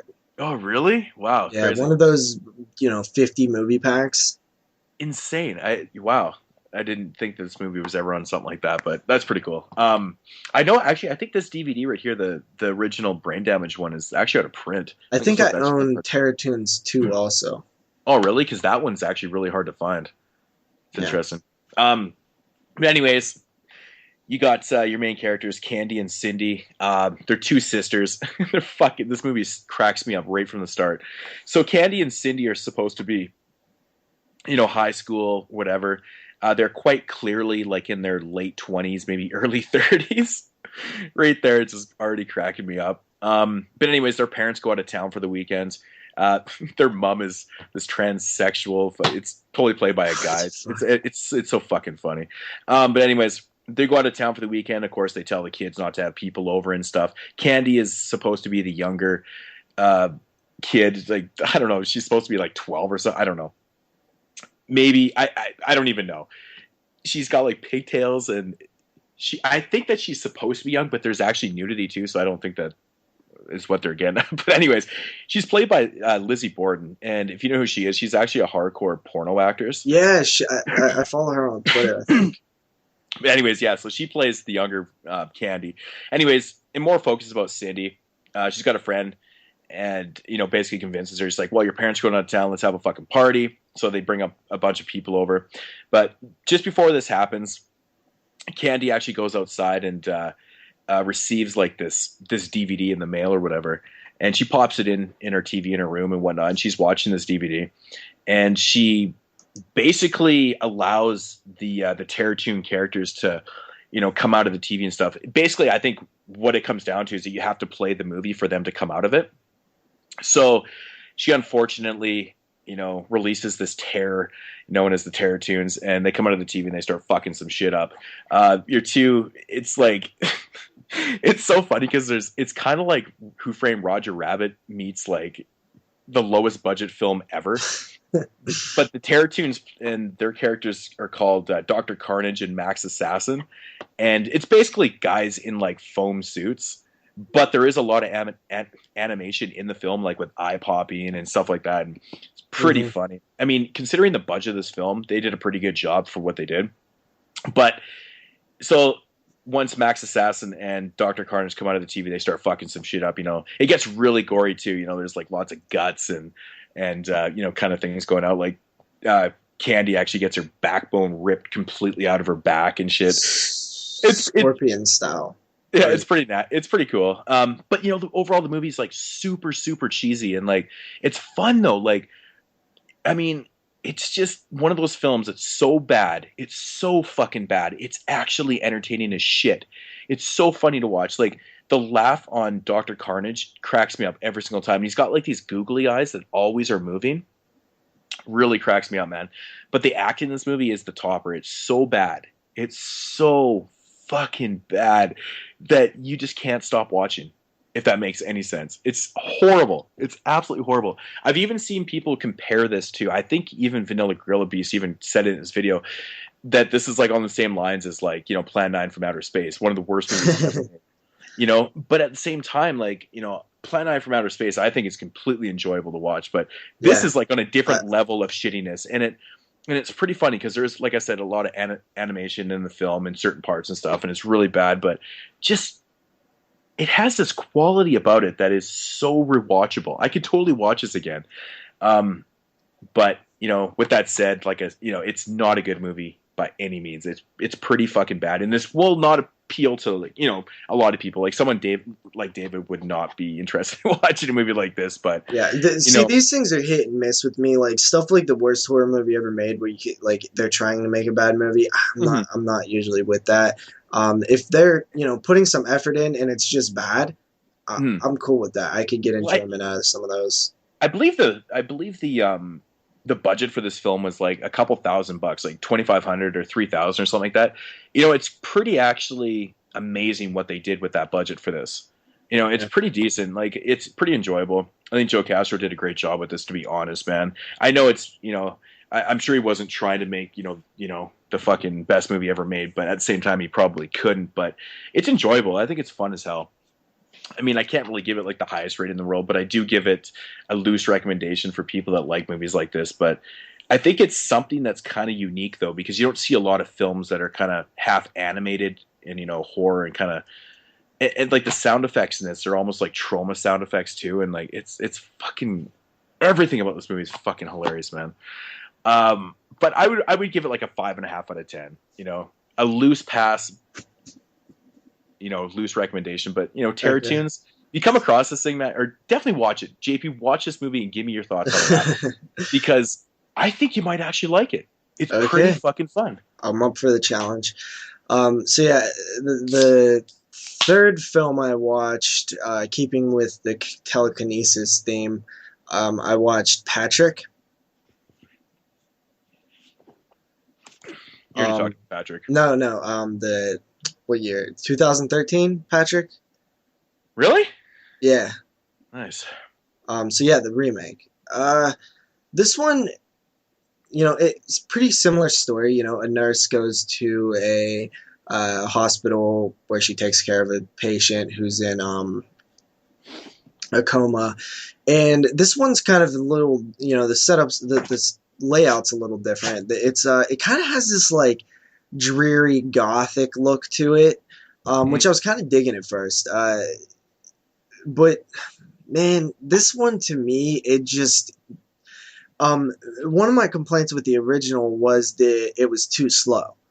And now looking back, those aren't so much of complaints. I said that I would get to that in a second, and I am, because this one, they don't build anything. All the scenes that are in the first film, or some of them are redone in this film, and they're just not built enough. And I really kind of, I was taken back for a second, because I'm like, okay, it all makes sense why these scenes were so long in the original, because they don't work in this one at all. Mm-hmm. The Patrick character, awful. I hate the way he looks. It reminds me of like Taylor Lautner or something. Just he's not creepy looking. He's just, oh man, I don't know. And they just go completely over the top with what he's killing people like out on cliffs who are like so far away from the hospital, like in a car, like makes them drive off a cliff. It's ridiculous. It really is. This one, I actually was kind of annoyed watching it, just because I really didn't care for it at all. I like the original so much better. This one has its moments early on where it feels like they have something there. Like I said, the dreary gothic look. I thought that the doctor and the nurse kind of had an interesting thing going on there.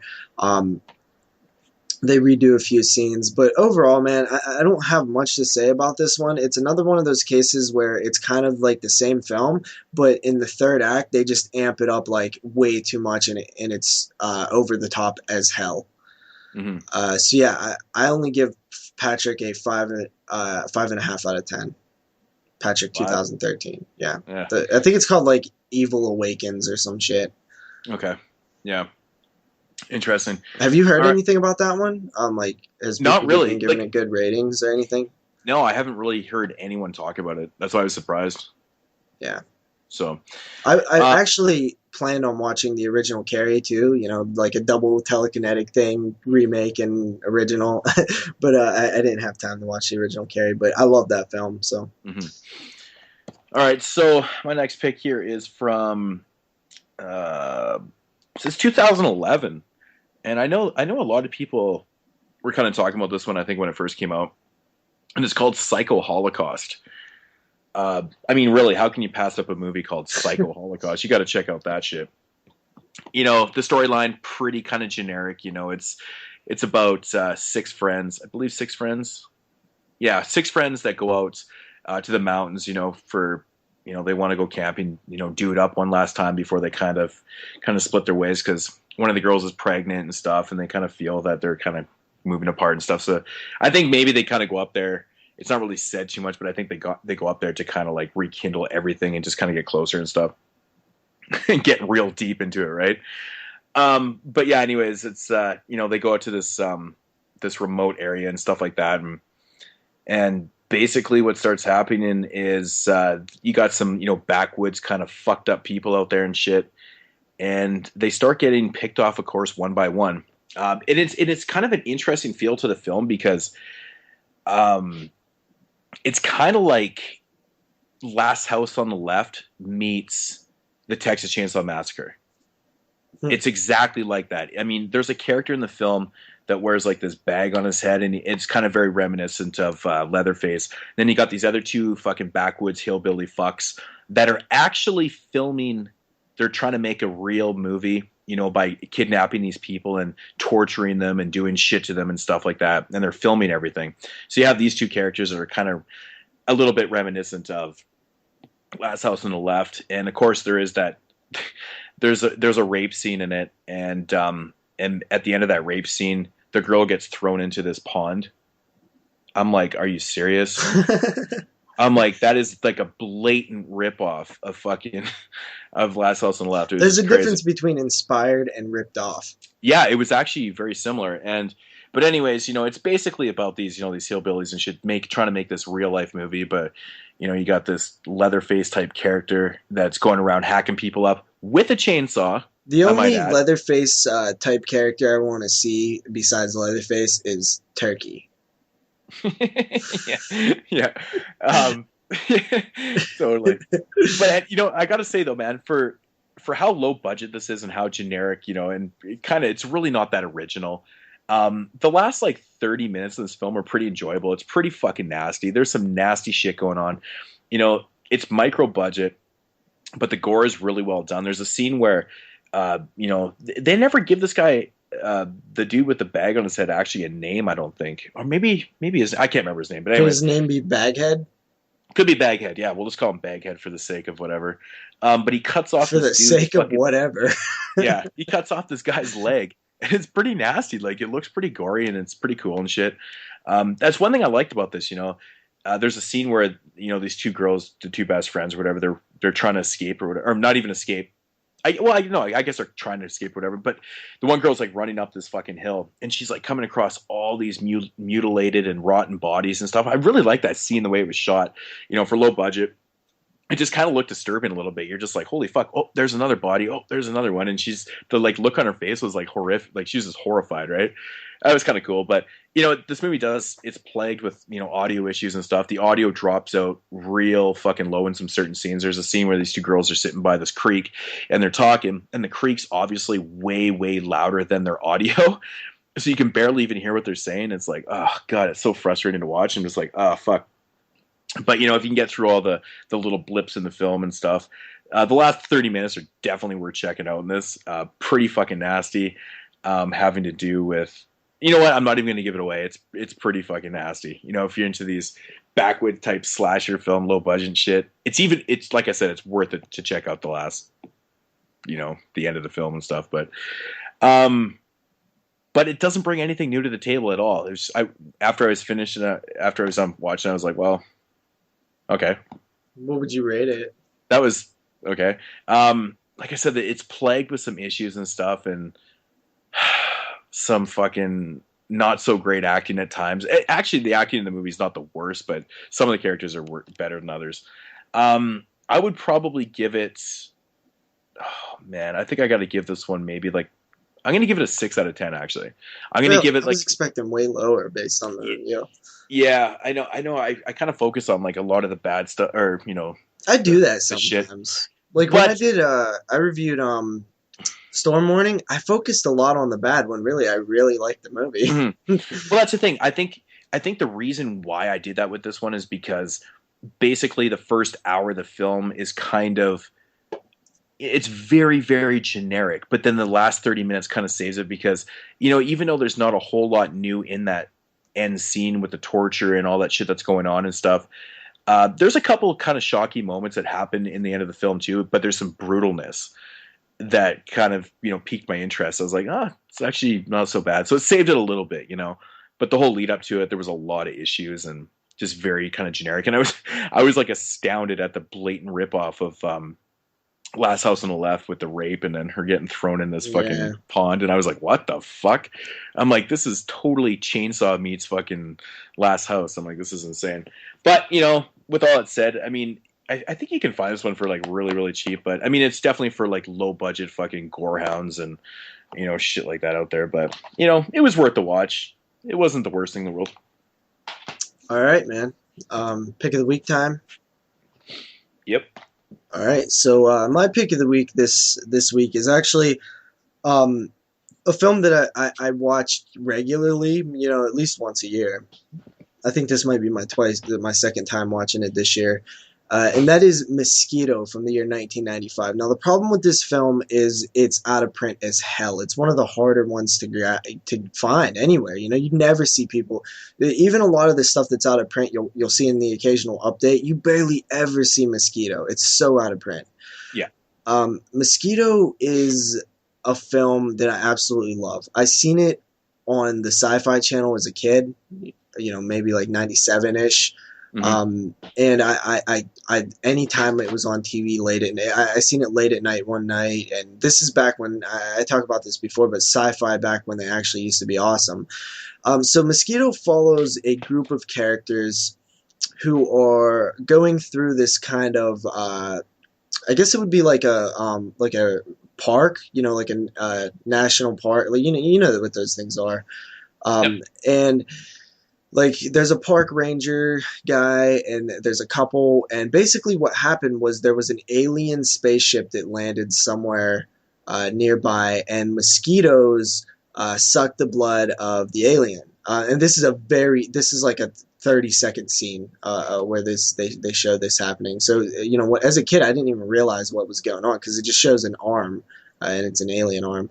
And so the mosquitoes grow, you know, so, you know, like man-sized mosquitoes. And basically they're just sucking the life out of everything around. There's a great scene in a tent with a couple having sex, almost feels like a slasher film. And it all kind of ends up where the group of characters are in a house, and it's essentially a zombie film, like Night of the Living Dead in a farmhouse. With mosquitoes, you know, they're boarding up the windows and shit. And, you know, there's also a side plot with Gunnar Hansen and a group of like criminals. And there's a great scene with Gunnar Hansen and a chainsaw. He's like, I haven't held one of these since the 70s. It's stuck in there for the horror fans. It's awesome stuff. This is like one of the best B movies I've ever seen. I truly love this film, and it has some of the coolest effects, great mosquitoes. They look, you know, not CGI'd. There's a lot of practical effects. And I love the ending. I love, like, there's, you know, a little surprise here and there about, you know, the mosquito nest. It's just a great movie. I wish more people can see it. It is on YouTube to see, you know, it's uploaded because I have a bootleg, but it is on YouTube. Scream Factory or somebody just grab a hold of this thing and release it. It's a very underseen film, and it's because it's out of print. Yeah, man. Dude, that movie has to get a re-release sometime. Like, nobody has seen that movie. Yeah, I'm surprised I've seen it. You know, normally I'm the guy that doesn't know about these type of movies. Mm-hmm. But yeah, Mosquito from 1995, I give it a 7.5 out of 10.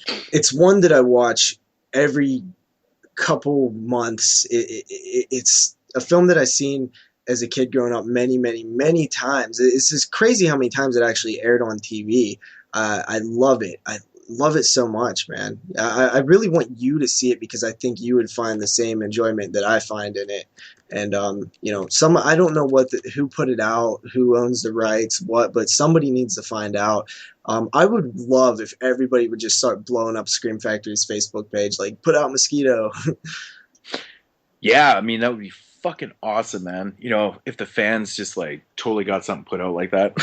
This is the definition of a hidden gem, of something that, you know, very underseen. That, you know, it's been forgotten. You know, it's only from 1995, but it's a forgotten, you know, awesome, you know, gem. Mm-hmm.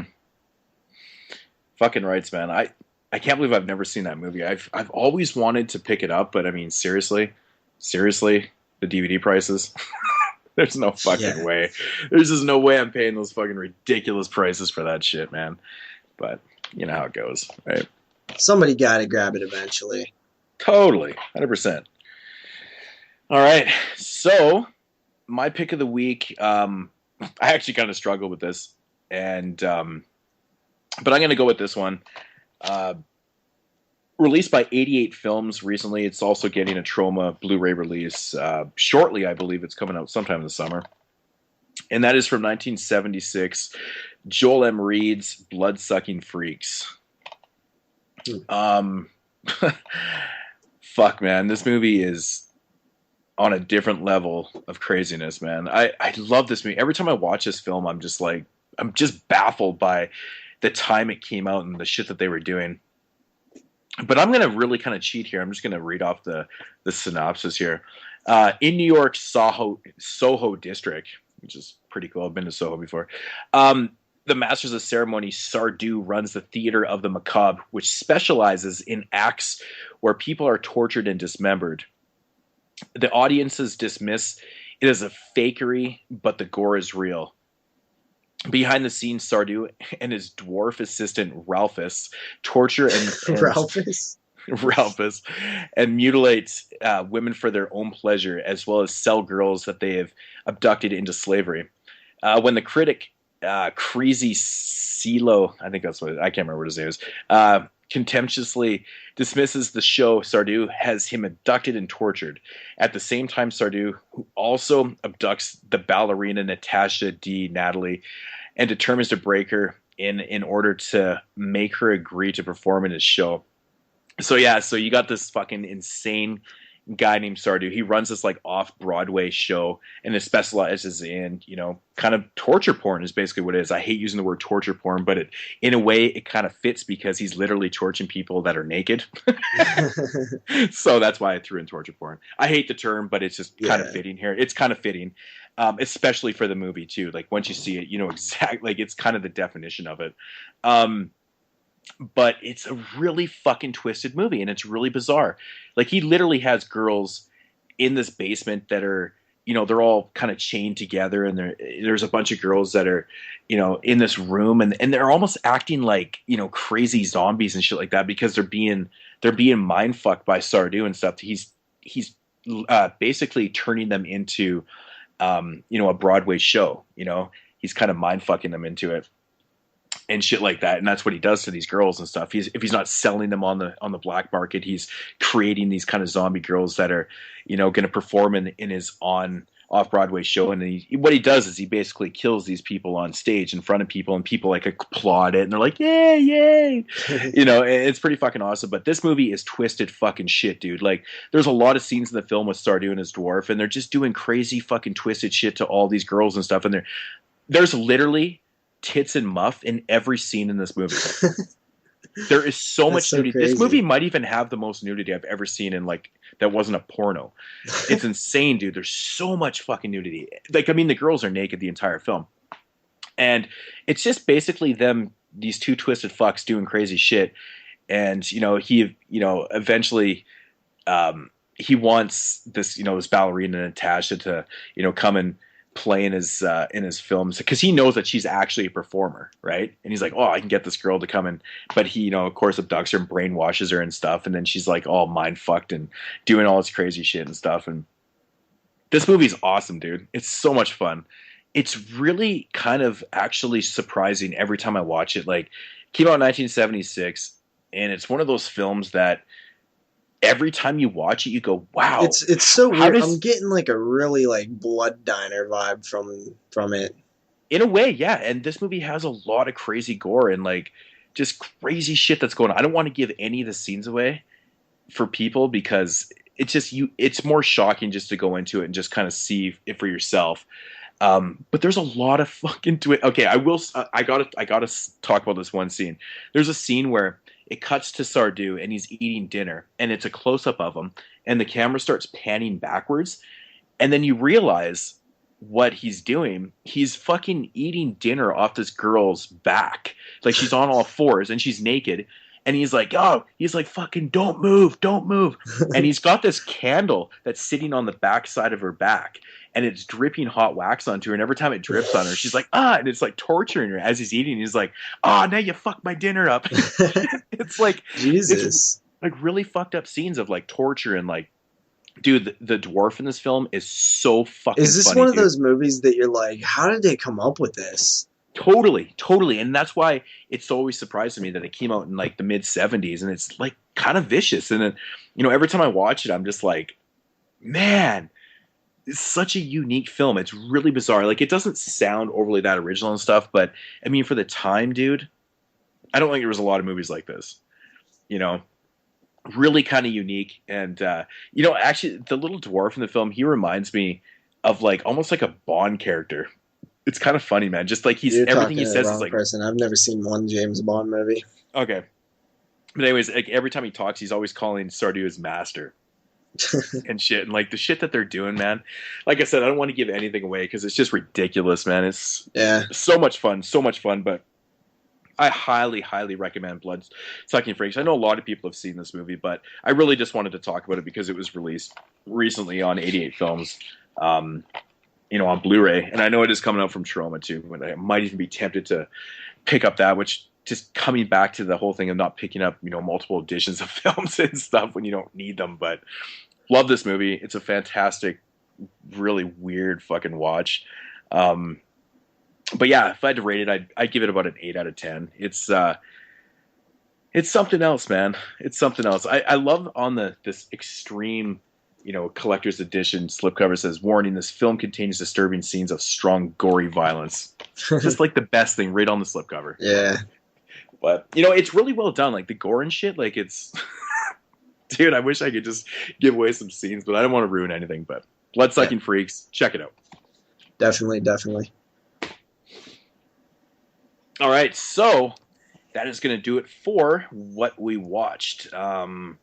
Yeah, so our main review this week is going to be the 2014 released film that I said on the top of the film. Well, technically it came out in 2013, released on DVD in 2014. Yeah, exactly. Released on DVD in 2014, courtesy of Anchor Bay. And it is a found footage film called Mr. Jones. So we originally was supposed to review a Dustin Mills film, but due to some shipping issues, we had to postpone that. Yeah, that kind of sucked. But yeah, Mr. Jones. Do you want to give a brief synopsis on this? Yeah. So did you before we start this review? Did you know that this was a found footage movie? To be honest, I never read the synopsis before I just remember seeing it around. I just seen the cover and a few images like as it was coming out. Yeah. And I kind of got the hint though when I looked on the back, and the first screenshot that's on the back, I was like, that's found footage. And then I read the synopsis and I'm like, oh yeah, that's found footage.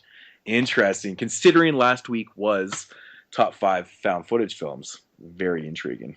Yeah, so this one follows a couple as they decide to take a break from their everyday normal life and travel out to a cabin out in the woods somewhere.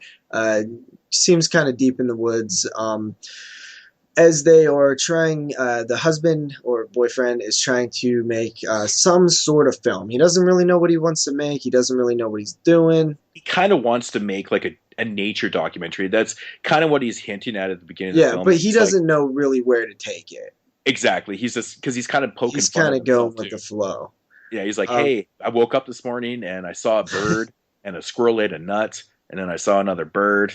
Yeah, piss poor enthusiasm there. Exactly. So basically, you don't really know where it's going until they stumble across a man who decides to steal his bag. He eventually, tracks him down to another sort of house cabin out in the woods somewhere. They kind of ventured down into the basement of that house while the man is out. Kind of gave me. I was instantly getting a kind of a Jeepers Creepers vibe, which I was liking. I was like, all right, this is something cool. I could say, okay, now getting back to going to the, him finding the house and stuff. Now, in your opinion, did that house seem close to where they were, or did it seem really far away? It seemed close. It seemed really close, right? Yeah. And I was really intrigued why they didn't notice it right away, because it seemed like it was literally next door. Yeah. So, I mean, I don't know if it was supposed to be far away. Either way, yeah. I think that it was probably just bad sense of, bad filmmaking in sense of, distance. Yeah, exactly. So as they go in there, they venture down into the basement and they see all these goddamn creepy ass scarecrow type sculpture totem type things. Yeah, they're like almost like Jesus scarecrows. Yeah, kind of like Blair Witchy stick figure-y. It's funny that you brought up the Blair Witch because there is times in those moments where I completely feel that's what I'm watching a little bit. Yeah. So as they the guy returns, there's a scene of them stuck there, kind of gave me a Wrong Turn vibe a bit. A Yeah, lot of yeah. different vibes in this one. So they skedaddle out of there, and it turns out that there is something that the audience doesn't know that exists in this world, and that is a mythology of this Mr. Jones character. Mr. Mhm. Jones is uh, I guess it's kind of a mythological character in their world. Yeah, he's like a mythological kind of slash, like almost like a legend kind of thing. Yeah. Like nobody really has any idea what or who Mr. Jones is. So the backstory is this guy, dubbed Mr. Jones by one of the people who first interacted with these gifts, I guess. Uh, Basically, there was the sculpture slash totem slash scarecrow things that we was talking about just showed up at random people's addresses across the world, across the country at least. Mhm. And there's different ideas and stories behind why this is going on. There's different theories, and basically this guy decides to track down these people in New York City and do interviews because these two characters, the male and female, stumbled across the real Mr. Jones. Mhm. So they're making a film out of it. That's kind of the story in a long-winded version. Yeah, I mean that's exactly it. That was good though. Now, my initial thoughts on the film right away. I personally thought that the film felt really unbalanced with the switch in kind of like in tone and stuff. Like basically, you Which get like okay, you have these two characters, these two central characters, and they're out there and they're out in the woods and they don't really know what they're doing. They don't really have an idea who's going to make this documentary, whatever. And then all of a sudden, just switches like fucking, you know, completely over, and now it's all of a sudden into like documentary mode. yeah. And I was like, wow, that is really interesting the way they did that. I found it I did find it kind of interesting as like just this how they got an idea for a documentary and they just started making it. I thought that was kind of cool. Yeah, I did question it though. I was like, okay, because in the beginning of the film, one of the questions that he asked the audience, which is me and you, and one of the questions was, do you ever fantasize about selling everything and moving to the woods? Now, when you ask a question like that to us, you're kind of assuming that this movie is, not going to head back out of the woods. Hence, him going to New York and starting this documentary. Yeah. Do you feel me? Right? I questioned that right away. There was a bunch. Remember the narration in the beginning of the film? There was all these, certain types of questions and stuff that they're kind of rhetorical though. Like you're not supposed to answer these questions, but at the same time, I can't help but notice that, the point of them going out there was to get away from reality and do something in nature and all of a sudden they're like, oh bang. But I understand, oh shit, man, we just stumbled upon Mr. Jones. We got to do something with this. That does make sense, but it just seems so drastic. You know what I kind of read out of that though is he was trying to be bigger, that he didn't have no direction in anything, so he tried to make this big grand thing like, I want to sell all my stuff and move out to the woods. But the instant that something actually happened in his life that actually is significant, he was like, fuck all that trash, screw all those ideas. It was just like that's what he was resorting to because he had nothing going on. Oh fuck yeah, man. Completely agree. Yeah. Completely So agree. my thing with this film, the probably the number one thing that I take away from it is somebody had a really cool idea with all these different pictures and images in their head, and they just didn't know how to make a movie out of it. Yeah, I completely agree. I think one of the biggest problems with the movie is that, you never really know or what Mr. Jones is. Like I think I think by the end of the movie, I think there's more questions than there is answers. And I think it's just spitballing stuff. They're just going what they don't know how to make a movie out of it. They're just But doing to be things. to be honest, man, to be honest, did you understand anything that was going on in the last 20 minutes of the movie? Hell no. Because it doesn't make sense. And I actually And that's what I'm rewound saying it. I'm about- not gonna fucking lie. I finished the movie and I went back a couple of scenes and I was like, did I miss something? And I watched it again and I was like, I didn't miss anything. This movie just doesn't make sense. No, yeah, Because it totally because is ideas that just they don't know what to do with them, so they just Yeah. doing weird shit.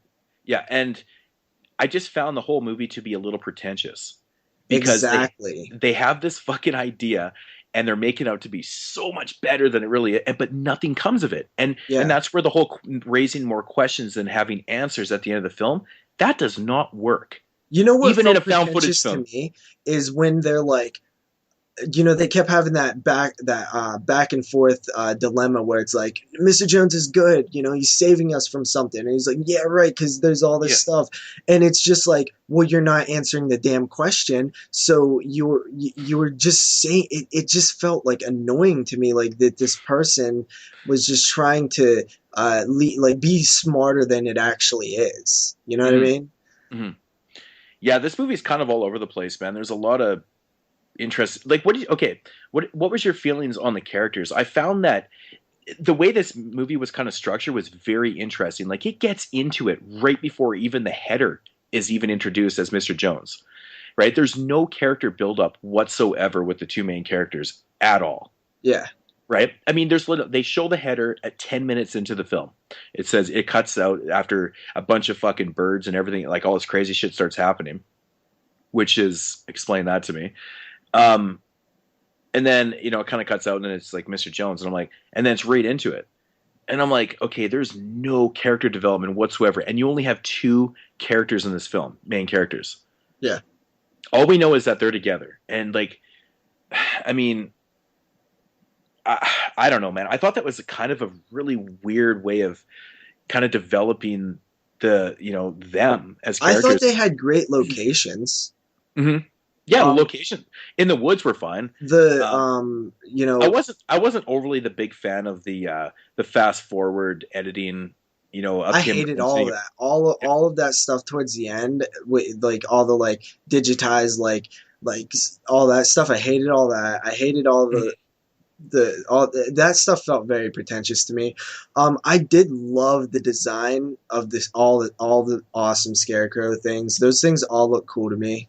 In my opinion, it was the coolest thing in the movie. Yeah. But at the same time, I wish That's I knew what I'm exactly saying, where they had like a strong idea, and it's like they just had this concept of this creepy guy out in the woods who makes these like weird scarecrow things, and they have some kind of significant meaning, but the filmmaker has no idea what to do with that.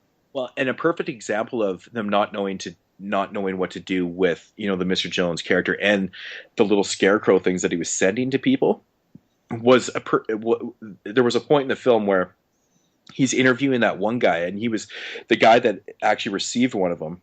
The guy that has the beard. Yeah. Yeah. And remember he asked me, he's like, why did you destroy it if it's worth lots of money and stuff? And he's like, well, because, and there's nothing there. There's no substance to it. And you're just like, what the fuck? Like, you gotta fucking give us something here, man. It's different. This is the same argument I hear other people make, and I 100% agree with it. There's a difference between being vague and ambiguous about things, as long as there's an actual answer to it. If the filmmaker knows the answer and doesn't want to tell us, that's fine. But this filmmaker did not have an answer to any of this stuff. He was just leaving it blank because he didn't know. Because I mean, dude, like, seriously, you're creating this whole mystery behind Mr. Jones and why, like, he's sending random people things, and this is explained through a bunch of different people, but nobody has any idea why it's happening, and you're like, okay. And then, like, this guy receives this little scarecrow doll, and then he starts having, like, crazy nightmares from there. You're like, okay. And that's it. I thought it was going to do something different. When they separate and the one guy goes to New York and the other girl stays there? Yeah. I thought it was going to show like his whole adventure, and then it was going to show what happened to her. Like, and I thought that was going to be kind of interesting. I thought it was going to go down this like Jeepers Creepers, like crazy guy out in the woods making these weird things route, and Mhm. I think I would have liked that a little bit better. See, I wish they had have explored. I really wanted an explanation to why Mr. Jones was sending random people. That's the part of the movie I care about. The whole like last Uh, 20 minutes is such a different movie to me that I don't yeah, give a damn about. I There's just a wanted to. movie here. There's something here There, that you have, there's and you totally just a let movie it here. go. There's totally a movie here because, I mean, they're hinting at the idea that he's sending these things by chance. That it's not random. He's Yeah, sending these things to people for a reason, but they never explore it, and then you kind of lose all interest. You're like, well, yeah, fuck, man, you need to know in a something. in a good script, Mr. Jones has an agenda. Mr. Jones has Yeah. these things, reasons why he's doing stuff. The whole thing that I liked about the underground tunnel with the big, open area with the like sacrifice thing, that was all cool. Explain it. Tell me what it means. Yeah. What, you're just putting random things at a certain Well, they point, did. dude. They really did do random things in this film because Especially you know towards the end with the other hymns showing up with the cameras, it's totally. completely nonsense. It's tonally so different. Yeah, totally. And there is a part in the end of the film where um, they're talking about Mr. Jones, how he's making these things to like, protect from evil spirits and stuff. But then that creates the notion of, is he like Mr. Jones? Like, I mean, you kind of get this, the feeling that he's evil himself, but he's there to protect from evil spirits. I was like, okay, they're just not exploring anything here. And another It, thing is, it this was a little film confusing. absolutely 100% did not need to be found footage. It could have worked just as fine in a regular Yeah. style way. And that was another thing that really annoyed me because I actually had the same point. I said this movie could have totally been a normal film, not found footage. But didn't you find the way they filmed with the dual lenses a little obnoxious? Because Because the point of it is to get more angles. But that at that point, why not just make it not a found footage film then? exactly, I had the same fucking thought Yeah, on.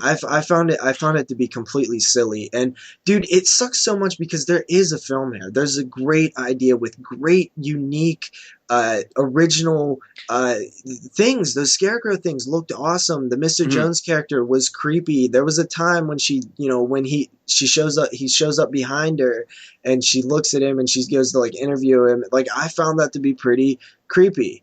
Mhm. Mhm. Yeah, I think my biggest concern with or problem with this film is that there's too many questions, man. I just Yeah. want to know more. Like, I mean, And there's no answers to them. That's the problem. that's the thing. And there's a scene in the film where the girlfriend, she's filming him, and it's actually kind of a creepy scene. I will kind of give you that though. Like, it almost seems like he just kind of pauses and he's just kind of standing there dead and Yeah, stuff. at first I thought he was a scarecrow thing But because he's so still. it's weird the way they shot that because at first he was moving and then he wasn't moving, and then it kind of gave me the notion that maybe he is actually one with these things. Okay, see, I thought that, but I thought that would be stupid. So I was like, maybe somehow he like put one there and like he pushed it up to where it looked like he was walking. But the thing that bugged me about the whole scene, though, it never affected her. Like the way we saw it and perceived, Yeah, Mr. Jones was okay. There's something interesting here because they show a glimpse of his face and he's like dead looking, yeah. like he's not human, like he's not human anymore. Maybe he's dead, maybe he's undead. I don't know. But if I was her and I saw that face and he paused and like all of a sudden became almost like a fucking scarecrow himself, wouldn't that kind of freak you out a little bit? Yeah. There's She so doesn't even much react here to that it. She it doesn't just is react to not it. here. Yeah, she doesn't react to it, and I'm like, that really, really fucking bugged me. I will Yeah. say there was a few very subtle, creepy moments in this film, and I do I applaud them for agree. not Like doing. when you first see the guy in the background when he's doing his little nature thing where he's sitting on the rocks, and Yeah, you see him one time and then you see him again later in the film. But yeah, totally awesome, subtle, creepy moments, yeah, and it just feels like everything was wasted because it all leads to nothing and it all leads to questions and it all leads to yeah, man. questions that can't be answered because the director himself or the writer doesn't know the answers. Yeah, I mean, the whole end of the film was there were so many cliched parts in the end of the film too. Like, when shit starts going crazy, and you're like, okay, what the fuck is going on, kind of thing. Doesn't it just feel like they didn't know what to do, so they're just doing like Exactly. whatever they can think of? But then you get the editing in the film where it's like, where they're having all these technical issues with the cameras and it's all cutting out, and they just kind of edited so that annoying, shit. Dude. I'm like, oh my god! I said to myself out loud, Jesus fucking Christ, again?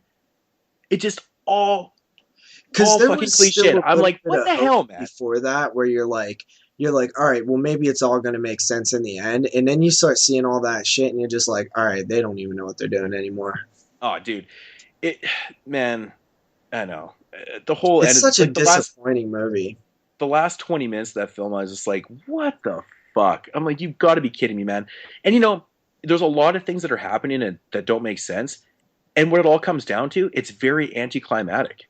It really is. It's so anticlimactic, and you're like, even if it didn't make sense, and like it seemed, and it's very fucking kind of, exciting to watch, and there's, things that, none of that's going on. You're just like, it ends. You're like, what the fuck? Seriously. Yeah. That I don't have a whole lot more to say about it because I think we actually covered it very well. Yeah, I mean, there's good things about the film, and there was just too many bad things. And I think, just to wrap it up, but I think my biggest problem was that there was too many damn questions that were unanswered. Mm-hmm. I mean, I'm fine with having questions that are unanswered in certain films as long as other things are explored and kind of answered. This one didn't give you anything. Like, yeah. I want to know who the fuck Mr. Jones is and what he's actually trying to accomplish, if anything. Yeah. It's just certain things, man, need to be touched on in the film, and man. And if you don't tell us a direct answer, point us in the way of a few answers. They don't even do that. They don't even nudge us in a direction. Mm-hmm. So what would you rate this thing? Yeah, I'm probably gonna give this one like a 4.5 out of 10. I'm gonna give it points for. I can't recommend it, man. I can't see a lot of people actually kind of digging this one. Like, there is decent points to this, but there's so much that doesn't work for me that, by no means it's not like a terribly like shot film and stuff. No, it looks good. At the beginning stuff. Once they get in that final like 20 minutes, it's awful. But like the problem is though, you can shoot a movie really well, but you got to give us some. You got to give us something back here. We're gonna watch this. You got to give us something, man. Okay. Yeah. My rating is I'm gonna go a little higher because I do think those moments where I was genuinely a bit creeped out count for something, because that's not easy to do. So I'm going to give it a 5.5. I think it's just the slightest bit above average in terms of, if you watch it once, you'll find some things that will affect you, and you'll find something there. Yeah, a couple things that we didn't touch on. This movie is rated PG-13, by the way. Yeah, and there's absolutely no blood or gore in this film at all. So if you're expecting anything like that, the closest to gore you're going to get is like jaw bones from animals. Yeah, or like this actual like bone like used as like a like ornament. Yeah, and to be honest, the rating had nothing to do with my review or our views on this at all. No, like I said, I have PG-13 horror films that I think are fantastic. You can make a good one, and this one could have been a good one. There was stuff there. Yeah. I think the first half hour of the movie is pretty solid, actually. Yeah, it's not bad. Like I said, I felt that it was a little unbalanced when it kind of switches major gears there, but it wasn't that bad. It's just how does the good outweigh the disappointment? No, but it doesn't. To me, I think I've seen worse films that are average. I think this was just the slightest bit above average. From what PG-13. I don't know. I give it a 5.5 out of 10. Yeah. All right, man. So I guess that is going to conclude the 21st episode of the 22 Shots of Moodz and Horror podcast. Yeah, that was fun, man. That was good. That was a good episode. We talked a lot about a lot of different things. We covered a lot of stuff on this one. We did. So yeah, just a quick reminder for everybody out there, the question of the week is pertaining to, this week's, final review or main review. Top 5 rated PG-13 films. That's why I did it. So just thought I'd let you guys in on a little bit of a secret. Yeah. Also, you can email us at 22 shots of moods and horror at gmail.com. Just, it's the exact name of the show, all one word, in an email address. And then 22 shots podcast on Twitter. We've been getting a few people actually have been, commenting on the episodes through Twitter. I think that's pretty awesome. Of course, thedevilseyes.com, knowyourhorror.com, and of course our YouTube channels, which you can find anywhere. And please, if you're part of the Facebook group and you have other people that like horror films and stuff, invite them, because the group is truly amazing. I check it. That's like what I do on Facebook now. That's pretty much the only thing I actually do on Facebook. So I don't even check the general feed barely ever. I just go straight to the group page. But of course, all the links will be down below in the video. So of course, Know Your Horror, Devil's Eyes, our email, Twitter link, iTunes, all that stuff, our channel links, everything will be down there. All right. So for next week, I really don't know how to say this, but next week is going to be the season finale. So if you guys are still listening right now, yeah, I know I just broke a lot of hearts right there, but next week is going to be the season finale. We are going to break for the summertime because it is, of course, summer and we're just really busy and stuff. But you know what? We're not going to get into all that fucking bullshit, but it's summertime and we just figured, you know what? We're going to regroup and come back in the fall time. But of course, you guys go ahead. The best way to kick off, the summer is with a great horror franchise surrounded around the summer, right? That's right. So next show is going to be Sleepaway Camp franchise discussion. So, I mean, really, to end, and we didn't do this purposely, actually, to end the show on the 22nd episode. It actually just kind of weirdly enough worked out like that. Yeah. It was really odd, but it really did. Like, nobody planned it at all. It just happened. 22 episodes. We'll be back in the fall. I mean, I love this show so much. It's one of the things I truly love doing this every week. I'm gonna miss it. But we'll definitely, we'll be back. And the coolest thing is, Ben, we have lots of new ideas for the fall time. Totally revamped. Yeah, we're going to revamp the whole thing. But it's going to keep everything you like, of course. Exactly. And yeah, we're going to throw some new kind of twists and stuff in there. Twists. Fucking horror talk right there. Everything's got to be a twist, right? No, but just, new things and stuff. We got some great ideas for episodes. Yeah, so it should be a fun time. And yeah, we're going to work on that all summer. And yeah, so anyways, guys, we will see you next week.